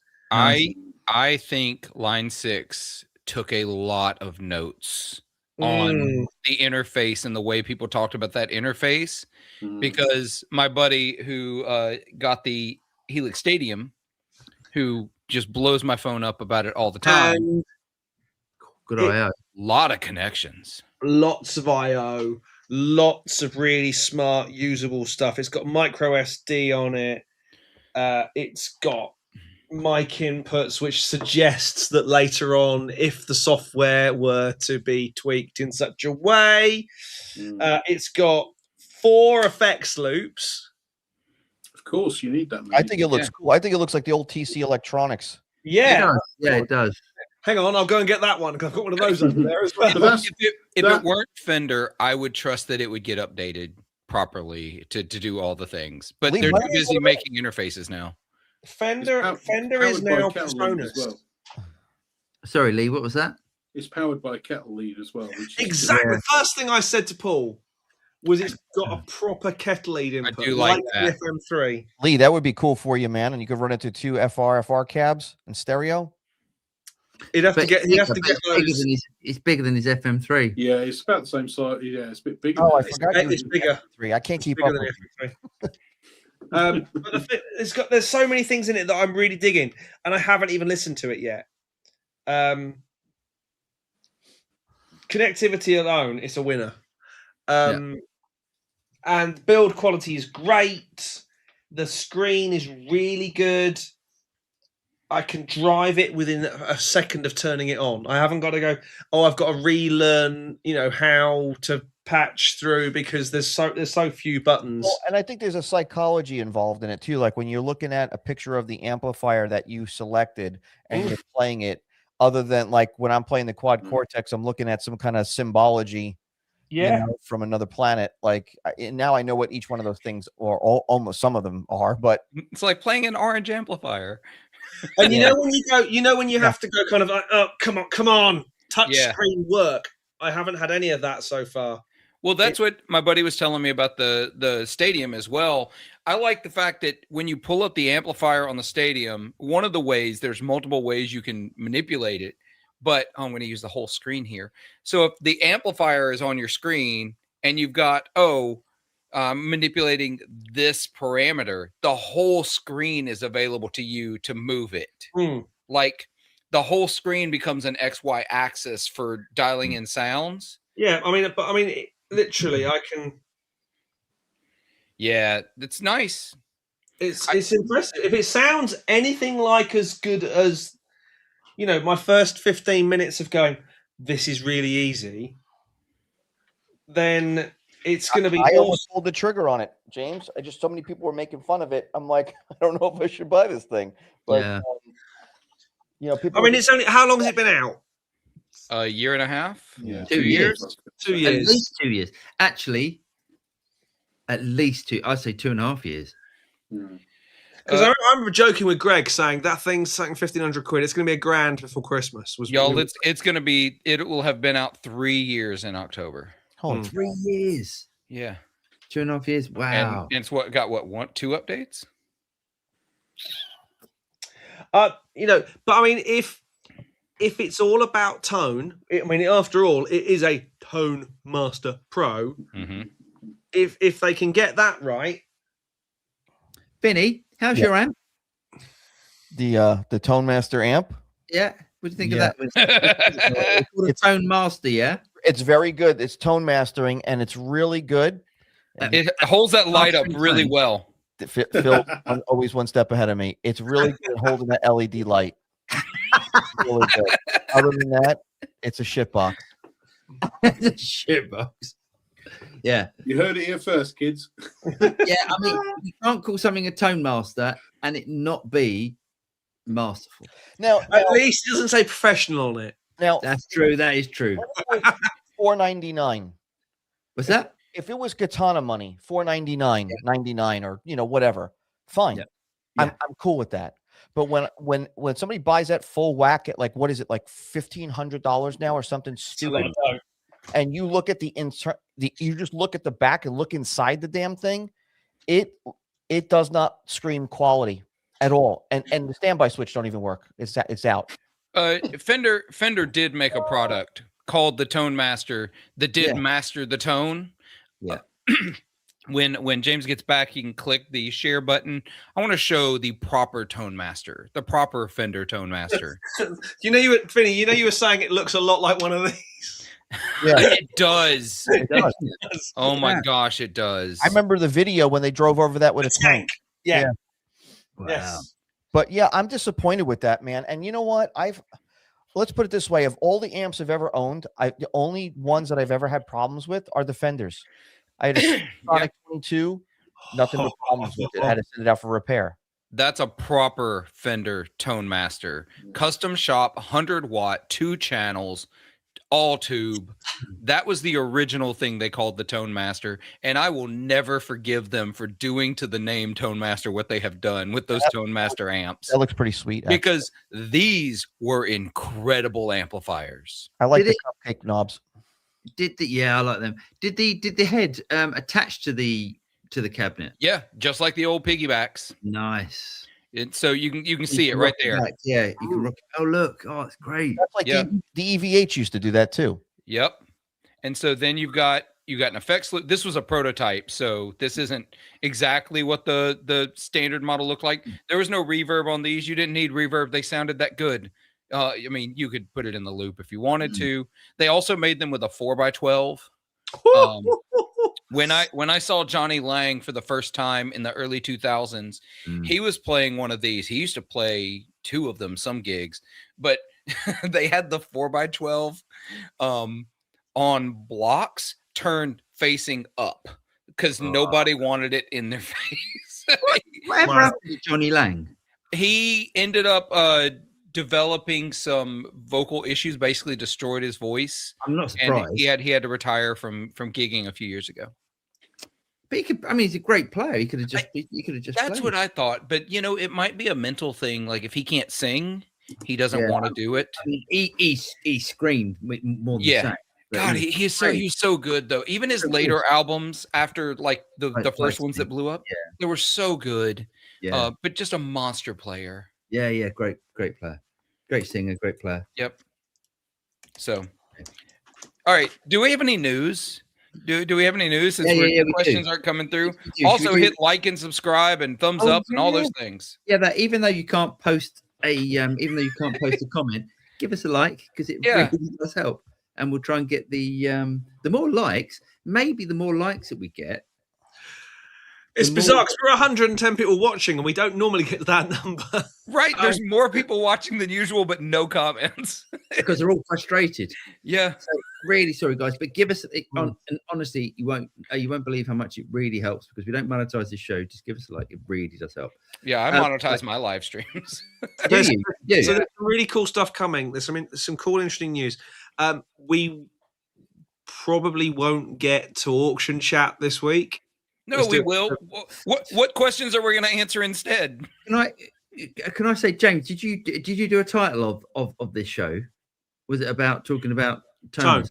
Yeah, great. I think we should talk about that. I think we should actually, for once, we should actually cover what the actual title of the. Right. Well, let's do the news and then let's talk about tone. Okay. Great. And then share some of our tone secrets, like I said we would do in the thing. Because that might be why people are watching for once. Okay. You ready? Yeah. Boom. Here we go. Disgusting. Absolutely not. Immediately no.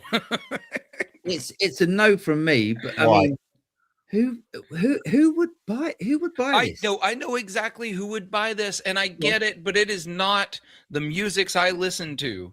Who would buy it? Like the bassist for Her would play this for Cameo, for HER, or lots of hip hop or R&B styled bands. This fits with an aesthetic. Stu Ham would play that. Stu Ham would play, yeah. This fits. This seems like the kind of thing though that is like we play this at the Super Bowl halftime show, and then it goes to a Hard Rock Cafe to get in a case or something. Yeah, I get it. I get it as a one-off. I get it for that, for a halftime show. I get it. Keep talking. Sorry. But 300 of them? I don't know. 50 of the liquid gold and 300 of the molten gold. So I quite like the darker one. The darker. Yeah, gold. I don't know which one is which. Yeah. No. It would be nice if it was not gold. It'd be really nice if it were just a regular Stingray, wouldn't it? That's gaudy as hell. Yeah, I don't know that I dig it. No, it's a no for me. You wouldn't actually want to touch it, would you? Put your fingerprints on it. Yeah. No. Drive you mad, wouldn't it? I never liked that headstock. It looks like a buzzard beak. Yeah, it's wrong, isn't it? It's a wrong one. It's a wrong one. Get around my head around Yeah, it. It's a wrong one. But if you love it, I'm sorry. It's a wrong one. Okay. The next wrong one for me, and I know I might be controversial with this. No, was this a guitar that needed to be made? No, I possibly. I think it's ugly as hell. I mean, Did it sell out? This is just pandering to that demographic, and I've spoken about this before. It's the retired chief exec who is now in his mid-60s, has got an absolute ton of money and was a massive Bowie fan or whatever back in the 70s when he was a kid, and he's now got an absolute ton of money and he doesn't know what to spend it on. So that's the demographic that they're appealing to. Which is rubbish. Yeah, but you know what? They probably all sold out. Oh, without doubt. Because that's why they only make 100. Oh, it's probably $20,000-$30,000. I don't know how much. Oh, dear God. Close up, it looks all right. Close up, it doesn't look quite as plain top. I'm looking on one though, isn't it? I don't mind it. I don't think it looks that bad. I think it's the open. I think it's the open pickups, and I get it. It's the you know what it is? It's the black pickup rings. Yeah. If it had cream pickup rings, shit would look dope. Yeah, but it's meant to mimic Mick Ronson's, and the mismatched knobs bothers me so much. Oh God, that's horrible. The Fender Witch Hat knobs look horrible, don't they? There's the price. It's under $10,000. 10 grand, yeah. $9,900. That's change to a retired CEO. Yeah, that is surprising considering the normal price for these limited custom shop. Do you think they thought it won't be that successful, so we'll price it at that? Maybe. You're getting ignore the very specific aesthetic for just a second. Yeah, you're getting a Les Paul custom Murphy Lab for $9,900. Yeah. What I miss? Nothing. Yeah. I wouldn't buy it. It would never be the Les Paul I'd have. No. But if they sell them, awesome. We got to keep remembering the people who get really mad about these like collector's editions and are the same people I hear get mad about bedroom players and having really nice gear. Hey, these kind of releases and bedroom players and all of that are what keep the musical instrument industry afloat. Yeah, I can see that. Yeah. And I love the stuff he did with Amy Winehouse. Yeah. There we go. The next thing is the Wampler Golden Jubilee. I thought this sounded great. I do too. I want one. This demo on this was great. It sounded really good. Yeah, this is the one that Pete Honore accidentally leaked. Yes. Because he released his video on January 20th instead of February 20th, and he couldn't take it down because he was on a plane to Nam. Oh yes, well, yeah. Oh man, it's a shame, but it's I thought it sounded really good. So it's basically a Marshall and a Mezza Boogie in a box, type thing. Nice. I will have Racing one. Green as well. Yeah, isn't it pretty? Isn't it a great combination? It looks good, doesn't it? It does look good. They've done a good job of that. I want. That's me done. That's me done. That's it. That's the news. Yeah, that's the news. Yeah, there's not really anything. I mean, it's still quiet and stuff, isn't it? Still. Oh, look, we got a Dave Marples in the chat. Oh, hey, Marples. Dave can do it. Wait, what? What's the oi about? Oi. I missed your Valiant, Paul. I saw it briefly on the phone as I was running out the door at work. I just wanted to take a look at it again, if you guys don't mind. So this is the one that it's just come back from Valiant. It's just been all fixed. It is proper exceptional, and it's I'm really pleased with it. It's got the Ron Ellis pickups in it. Nice. Which is they sound great. Really, really articulate. So I mean, I've only played it for like 20 minutes. Beautiful. Yeah, I'm really pleased with that, actually. And there's, as I said, if anyone's going to the Birmingham guitar show this weekend, there's a copy of that one, or not a copy, Yeah. the same as that one. Are you going to the Birmingham Guitar Show? No, No. I'm not going. I ain't going. It's a bit of a silent protest, isn't it? Oh, right. Okay, I'll get it. I think I'm going to make the organizer of the Birmingham Guitar Show doesn't think that content creators give him any benefit coming to his show. Oh, interesting. So it's not a case of free tickets or anything like that. I think he's being incredibly small-minded because he is thinking about himself as opposed to the broader gear industry. Well, and as opposed to the companies that are going and everyone else who's there to more than the people that are going to his show. Yeah, I think he's. So I was just like, you really? All he's thinking about is his 2 days of show, and then not giving a shit about the people that are actually paying to. Not insignificant amounts of money to be exhibited. I don't think it's that. I mean, it's not NAMM. It's not. It's not Guitar Summit. But I think he needs to think about the people the companies that are advertising at his show. Hey, and Vinnie. not to mention, if you put up a video right quick on the first day, somebody might be watching it on YouTube going, "Oh, I didn't know that show was going on. Let me run over there and get a ticket." Yeah, I think the tickets have done quite well for the show, but the guys, I think that's it. I just think he thinks, well, I'm okay. I'm okay. I'm selling tickets as opposed to helping out the Valiant guitars and whoever else is advertising there. Yeah, that's unfortunate, especially right now when so many of the UK companies didn't or couldn't go to NAMM to get that kind of exposure and coverage. They'd be nice if they could get it at the Birmingham show. Well, it's a symbiotic relationship. It all interconnects. So if you don't go out there and interview the companies, and the companies feel it's a waste of time, then they don't show up, and then you don't have a show. Exactly. So I mean, how many companies actually go to these shows and sell things? I don't think there's. It's not. It's not a guitar trade show like the Amigo show that I'm going to go to later. Go tomorrow. Next month. Vinnie, let's start a guitar show in Birmingham, and we'll call it the Guitar Show. And so it'll be the Birmingham Guitar Show, and we'll just invite everybody else. That sounds cool. Let's do it. That's cool. There's a good airport in Birmingham. Y'all can fly there. I'll do it.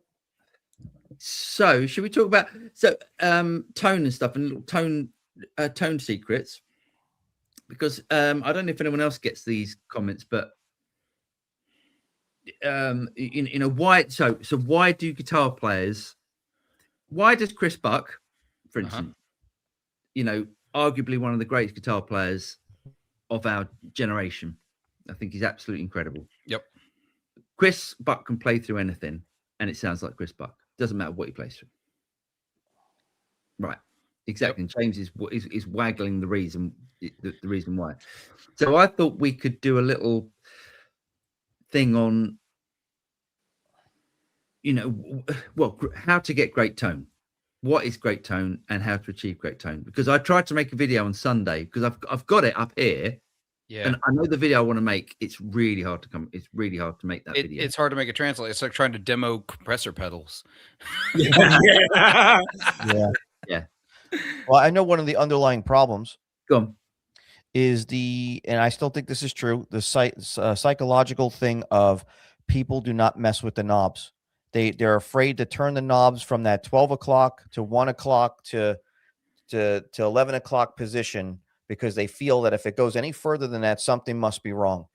And it's also culprit of this is the same reason why people play guitars and never use the volume control or the tone knob. Like if you watch like Bonamassa talk about it, the guy's always riding those controls. So I think if you don't fiddle with these things, you're never going to achieve the tone that you want, because you're stuck in this paralysis of it's got to be somewhere up in here. That's my theory. So that's interesting. So you're equating more of like a tone to amplifiers and gear, as opposed to what I would have thought like more like fingers and stuff. But it's just as valid. But that's more your thought on tone. We prove it all the time, don't we? When to a lesser degree.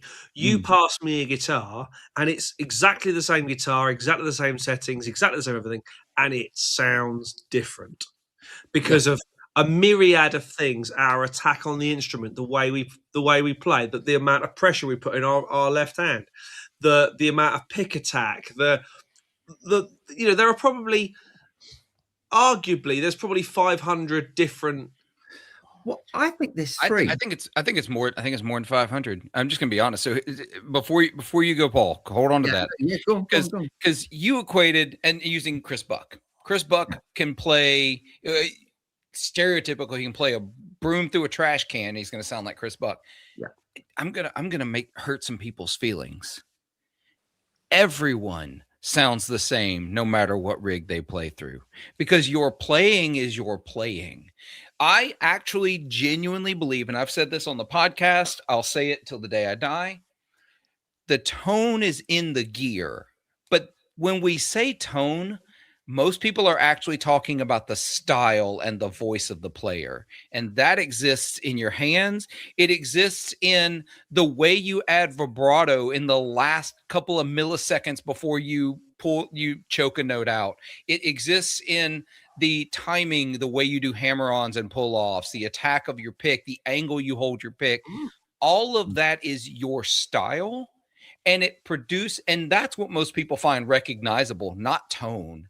They find your style recognizable, but we say tone because it simplifies the equation for a lot of people. Chris Buck sounds like Chris Buck, not because he plays a Yamaha Rev Star into a Fender Super Reverb with a bunch of blues breaker pedals. Chris Buck sounds like Chris Buck. He'd sound exactly the same style on an acoustic guitar. Yeah. And true. Yeah. Spend more Mel Bay, less eBay. I'm gonna always get back to that. I love it. Well, I think it's three things, and then and also definitely what Vinnie's talking about amplifiers and tone controls on your guitars and stuff. But I think it's three things. I think it's pressure, as in how hard. It's your left hand if you're right-handed. It's your left hand. How consistent you are with each of these fingers on the fretboard. So for instance, I think the difference of an amateur guitar player and a proper guitar player is even pressure. Every finger is pushing down exactly the same amount to get the notes, because you often. Okay, so there's my first one. We'll talk about that in a minute. Second thing is pitch. The difference of an amateur guitar player and a professional guitar player or a more advanced guitar player is knowing pitch and not pulling the guitar out of tune, which we all hear, and what was the other thing? And dynamics. And to me, the dynamics comes from the right hand. If you're right-handed. It doesn't come from your left hand, because your left hand should be, in my opinion, even pressure on every single note, and the dynamic is your pick dynamics. Or your finger picking dynamics, whatever. I think it's all those things. And I'm going to come back to, it has so extremely little to do with the gear. If you want to sound better, stop buying more dirt pedals and start working on those things. My guitar instructor when I was in college, he was so hardcore. We do the permutations that are like, I have to do this. Just to demonstrate these things. Yeah. And he would say, okay, now do those, and every note should sound the same volume and same intensity. Yeah. And if they don't, you're doing it wrong. Yeah. And I didn't learn it, but I became a better guitar player because of it. I never reached that level, but I definitely became a better guitar player because he told me those things. And you pay attention to all those things. It affects everything. I was just talking. I had a conversation with Marcus Reeves this morning for the podcast. It'll come out on Friday. And I talked about how for the last 4 months, I've been actively changing the way I use my right hand because it's wrong. I do the thing where I hold the pick, I anchor my pinky, and then I use fingers to move the pick, right? Yeah. And I'm trying to do less of that because I dislocated this joint back in junior high playing American football, and it's never been right since. But as I'm aging, I'm feeling the issues with it, right? Luckily, no arthritis or anything, but I'm tucking the fingers and I'm changing it so that I'm not using elbow so much anymore. And instead I'm doing the wrist turn. Yeah. And not using my thumb joint. That should never move. Your thumb should never move. Yeah. Well, what I've been is kind of similar to what I've recognized. I've known this for a very long time, actually, but there's a sympathetic reaction motor skill wise in one hand to the other.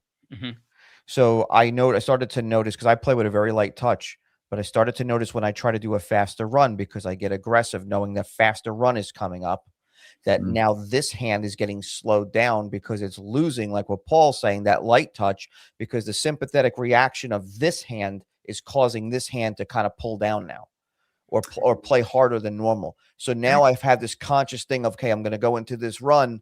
I'm going to go as light as I can, like I normally do if I'm normally picking, to get through the run.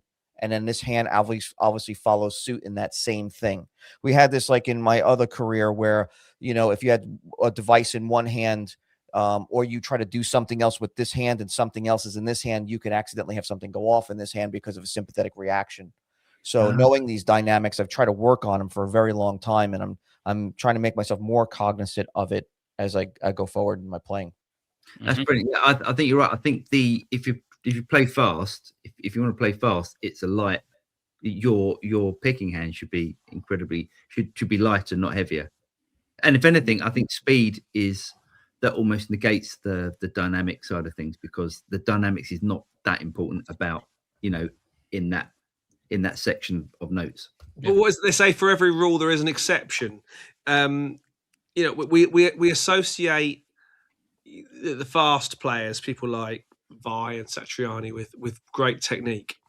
Let me just lob Gary Moore into there for a moment. Yeah, the man's technique was aggression, it was hard, it was heavy-handed, and arguably had one of the best tones of any guitar player. I'm going to include Steve Morse in that conversation. Morse was, everybody talks about, relax your right hand. You shouldn't have any tension. You should be.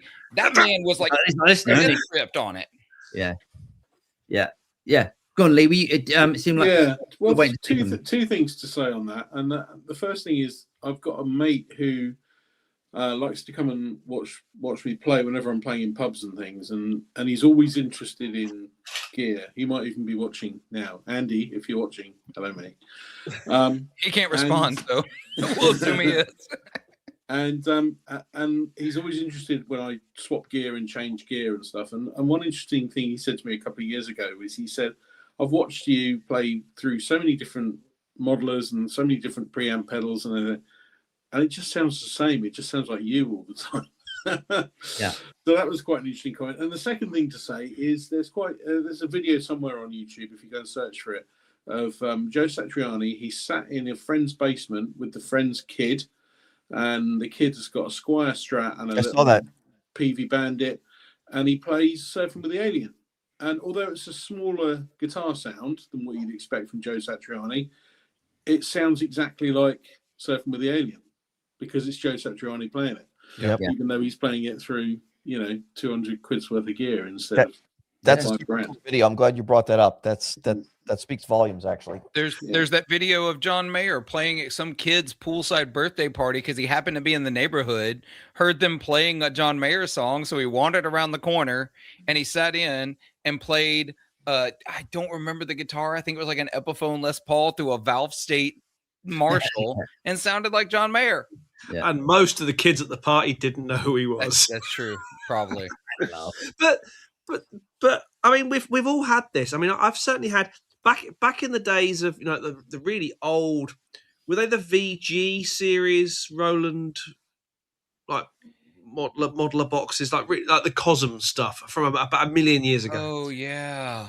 I remember a mate of mine saying, "I've bought this thing and it makes my Strat sound terrible," and I picked it up and went, "This sounds great," and it's a classic case of it's It's the player. It's not the gear. And the number of we are our own worst enemy when it comes to waving it's the player, not the gear flag, because we all love gear.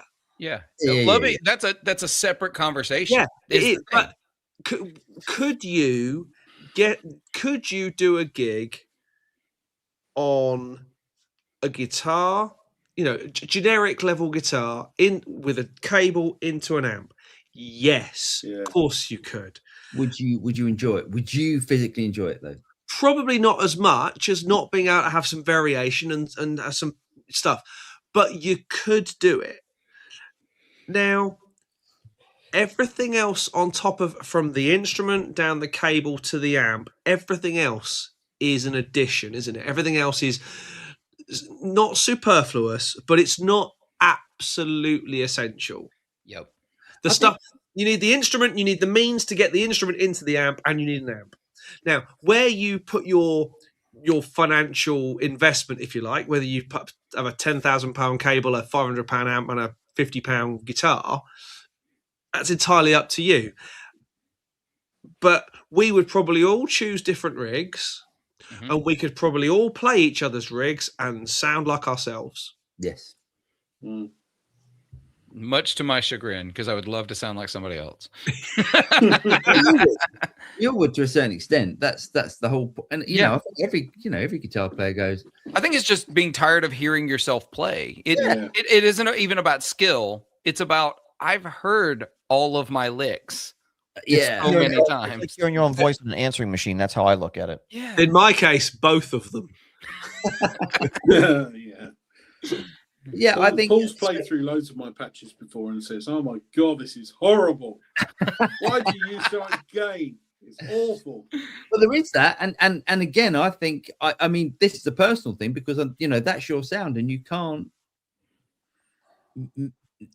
just because I don't like that amount of gain. I know Phil definitely. I'm pointing. It's weird how everyone's opposites, but Phil definitely doesn't like that amount of gain.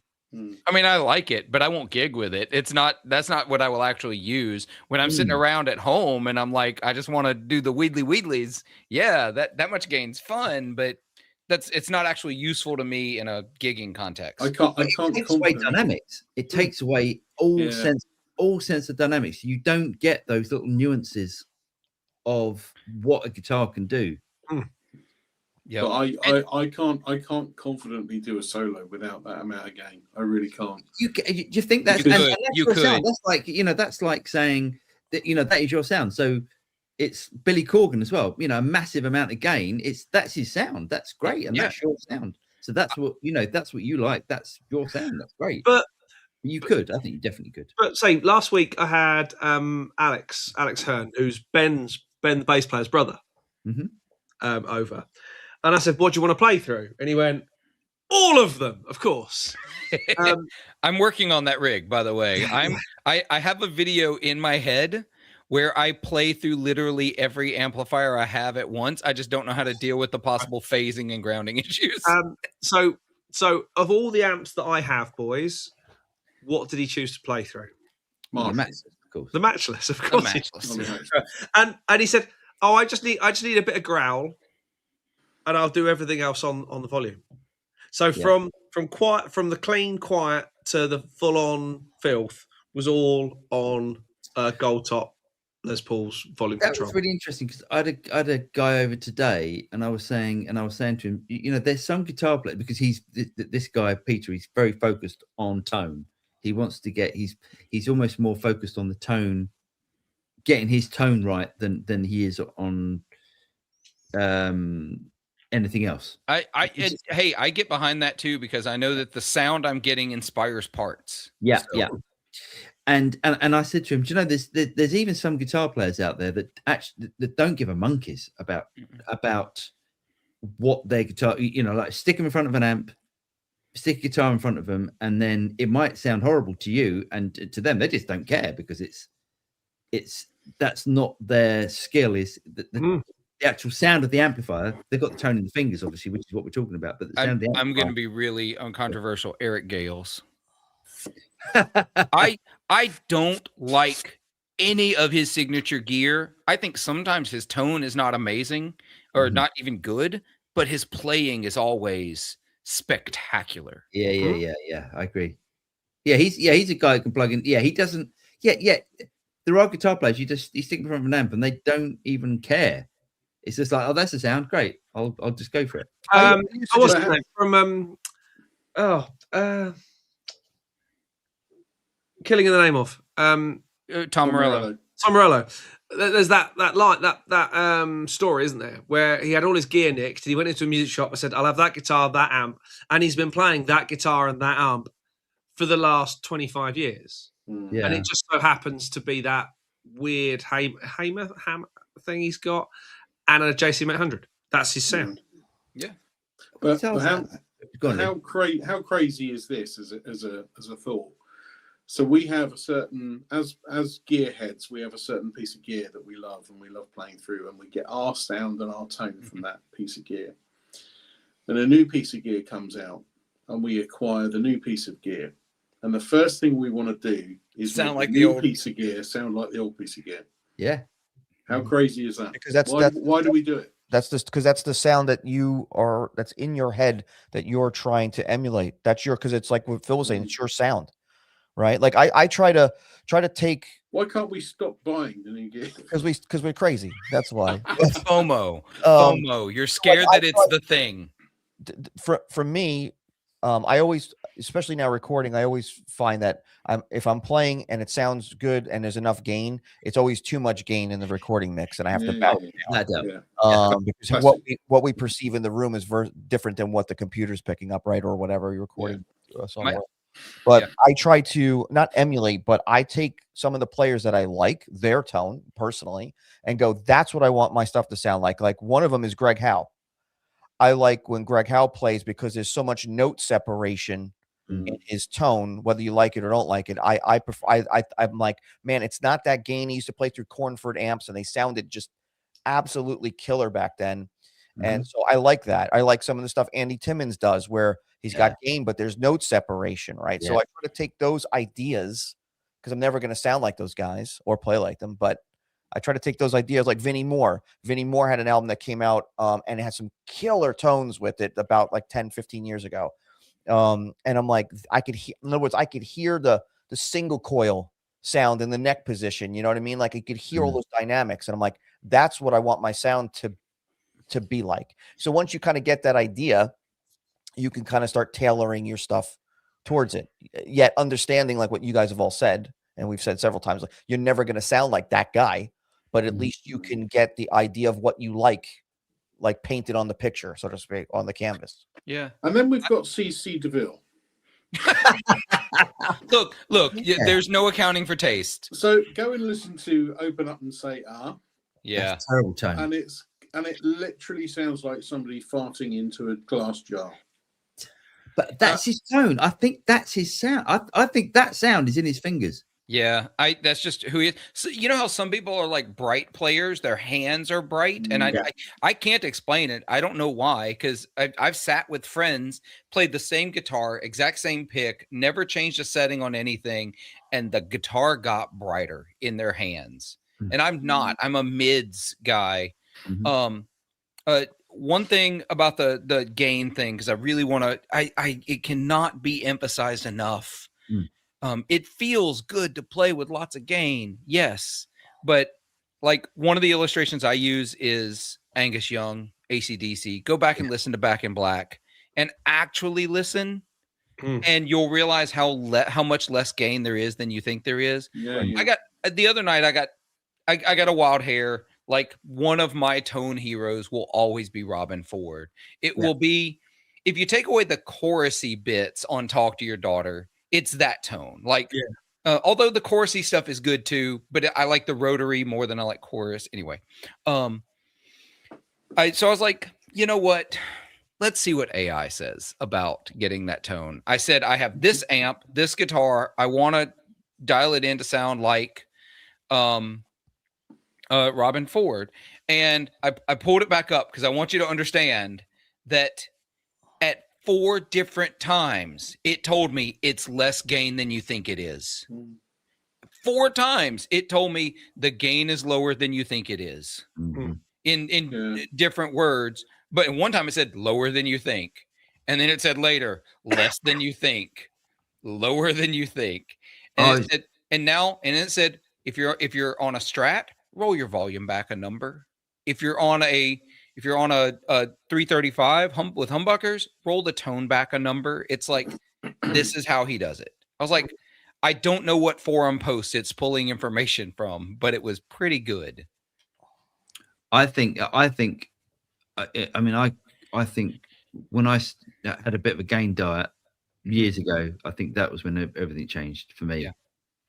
Actually hearing stuff. But you can get away with that when you're playing live. If you've got a real amp playing live and you turn it up loud, you can get away with less gain because you get that whole feedback thing happening, pickups, power amps, and all that kind of stuff.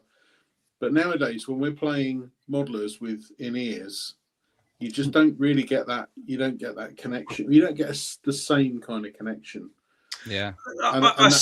And you lose a bit of sustain. And that's how I sense a huge coming back around to this conversation. It does. It comes back around. One last thing just to add to the volume, because I think it plays right here, Lee, is that and Paul, you were talking earlier about getting that equal pressure. One of the other things is not picking so hard, because I do have a tendency to hammer, because I do the rakes and the big rake that mutes all the strings into a bend at the end. And one of the things that I'm learning to do, I know it sounds counterintuitive, I'm learning to turn my amplifier up higher than I think it should be, and then pick softer and get those dynamics there. But then I got to remember, hey, your amp's turned up real loud. Don't do that big slam that you're used to. I still think there's a point for that, but I mean, listen to Steve Ray Vaughan. That's a classic example of smacking the shit out of it. He did, and turned it up, and he's loud. Yeah, but it's all about those. It's being able to do that, and also being able to do that. Yeah, and then have the gain on your amp, the amount of gain that you're using, able to cope with the difference in tones and volumes and gain from all of those different dynamics. And that comes down to what Vinnie said. Vinnie's over there talking about using your volume and tone controls. It's all of these things. You can't just go, oh, I've got this pedal, I've got this amp, I got this guitar, everything's up on 10, I should sound like this. You've completed about 20% of the puzzle. And let me just add something if I can. Also, is picking the proper strings gauge wise for your playing. So like if you took Stevie Ray Vaughan, who was playing like what, 13s or something, and you put a 9 set of gauge on his guitar, he would never, no way, because the strings would be bouncing all over the place. They'd be oscillating everywhere. So he did tune down though, didn't he? He tuned down a half step, and later career he did go down to 11s because he, like in the last 3-4 years of his career, I don't remember the exact time frame, but it was significant enough because he was literally ripping the fingertips off of his hand. He carried the super glue thing, and he just he did. He carried a fingertip repair kit where he would use super glue and rip skin off of other parts for his fingers to hold up. Oh my God. Cocaine's a hell of a drug, guys. Sorry, Vin. Sorry, Vin. We interrupted you. Sorry, mate. Sorry, that's on point. But it's the oscillation of the lighter strings, and maybe that's why I didn't seek out to go play. And a lot of my friends over the years said, "Man, you play with a really light touch. You don't really hammer the guitar." And I think it's because I started with really light gauge strings. And if you hit them too hard, the recovery takes too much time for the string to come back on you or whatever.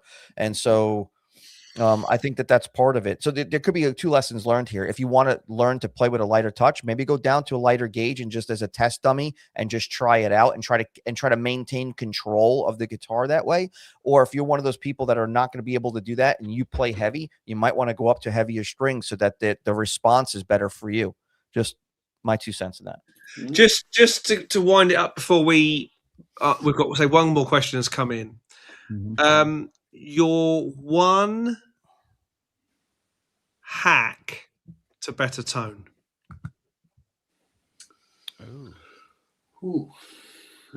Even pressure. even pressure. And well, I mean, I'm just going to demonstrate. And actually, I can't. I'm just going to say, so that hand or that finger is pressing down exactly the same amount as that finger, and that finger, and use all 4 fingers. Make sure your little finger is as strong as your first finger. Mine's not, never will be, but I work hard to make it as strong as I can. Mine is turn up and pick softer. Turn up and pick softer. I had a bassist buddy of mine, he's played the Tonight Show, like with a band. Like he was a pro touring bassist at one point, but he was playing in a band with me and he was like, go. And his tone was shit. And I'm like, Brian, turn your amp up and pluck softer. You will get better sounds. I mean, he's playing with me on a blues gig. I'm like, I'm sure that tone was fine for your punk gigs that you played, but turn up, pick softer. Yeah. So I use a ton of gain, as we all know.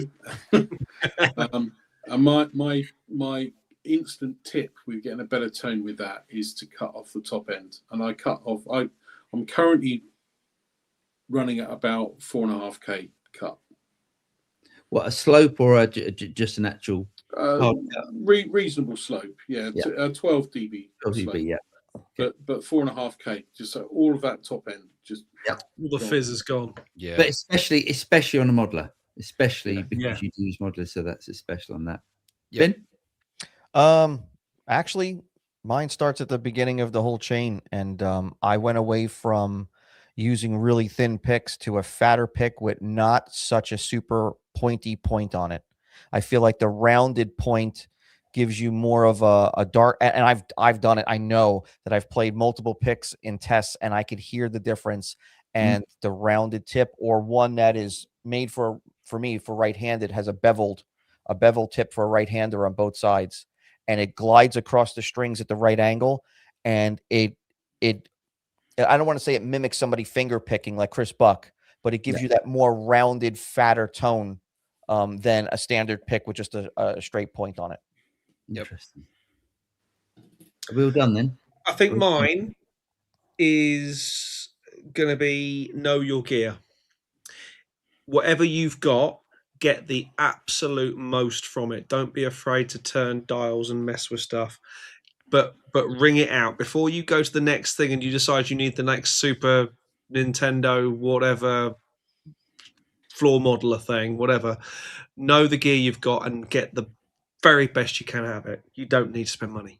I should have known that 10 years ago. We've been telling you that long. You are the worst at that. You are the worst at buying something and then going,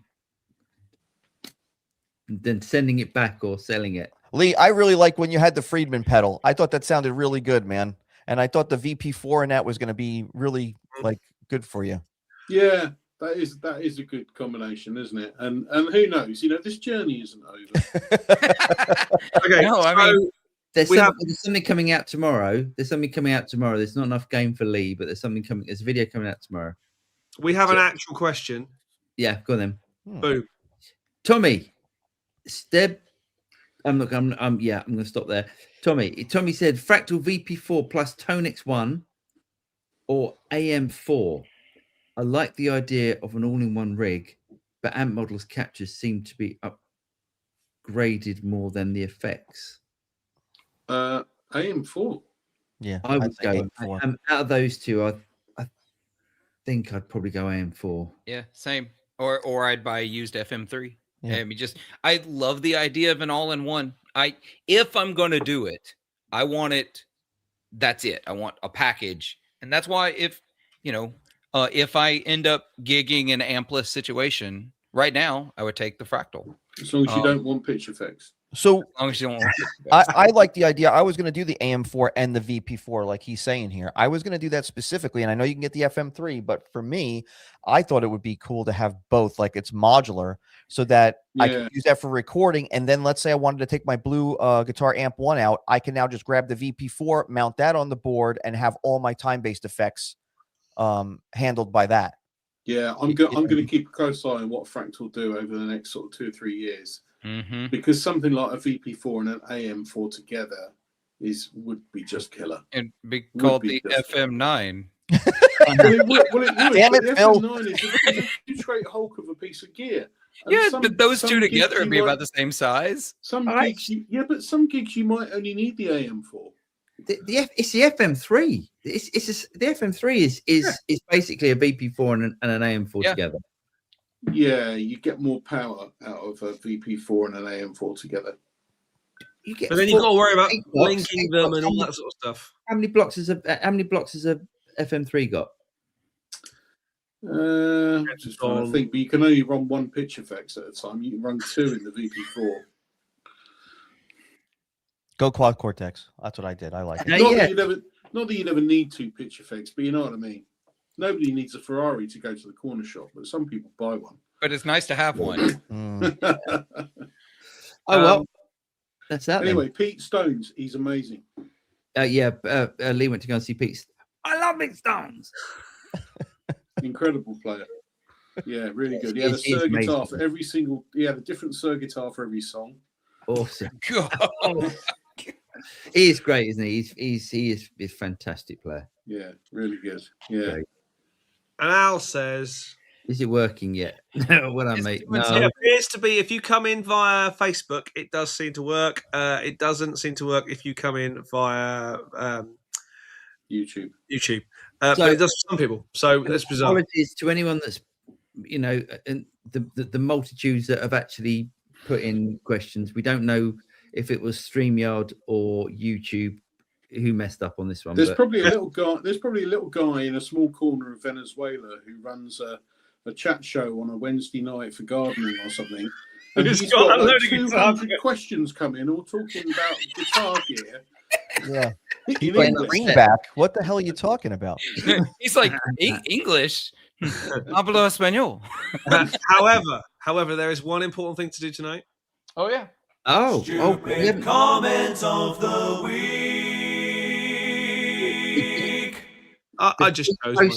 Before you post it, we didn't talk about this, so there I might know. be. I'd be like, Is it new? It's new to Paul, too. So, Yeah, it's not new. He posted it to me. oh. I just thought this was one of those. It's made me laugh. oh, okay. It's not. That's not a stupid question, though. But it made me laugh. It's a really sensible question. It But made me laugh. he said, I must ask, do you ever play or have played a guitar standing up? That is a stupid question because, of course, I played standing up. Your guitar should be like uber high with a strap. He said, I never got off that chair. My minions just pushed me from room to room. I think yours was the stupid comment, really. Yeah, it's perfect. It's perfect. Stupid comments of the week. I always appreciate the timestamp on Paul's response because I can tell how quickly he knew it was the stupid comment of the week because his response said 11 seconds ago. So he posted it, screenshot. Oh, yeah. I found that one. I thought, oh, yeah, God, take it. I just like to say that no auto tune or any AI was used in the creation of the stupid comment jingle. It is a work of art, sir. Yeah, well done. They're all coming through now. Bizarre. No, one extra one came through. No, we haven't. So really sorry for any of you who posted questions and comments and stuff for this week's show. There's a problem. Sorry, nothing to do with us. I didn't press anything. If you want to get it fixed, hit the like button. Yeah, And yeah. subscribe and all those sort of things. How many views have we Bizarrely, got, at one mate? point we were up to 120 odd people. Yeah, at we one were up to point. 120 something. Rocking. Just listening. Just Sorry, guys. Yeah, we don't know what's going on. Hopefully, it'll be fixed for next week. I think we covered a lot of ground, actually. Yeah. I think we got things done. This felt more like one of my podcasts. And I just want you to know that I had a whole jar of chocolates in front of me right here, and I didn't eat any of them while I was on the show. I've been What's staring. wrong at with them all you? the time. I didn't want to be rude. I can't give you one. No, mate. You should scoff away, mate. So have a great week, everyone. Thanks to my partners in crime, Mr. Lee Abraham, 40 Watt Phil, Vinnie the X, and the one who's Mr. Paul Drew, and me. We'll see you next Wednesday for more of the same. Take care. Have a great week, everyone. Enjoy your gigging and all that sort of stuff. And we'll see you again soon. Bye-bye. Bye-bye.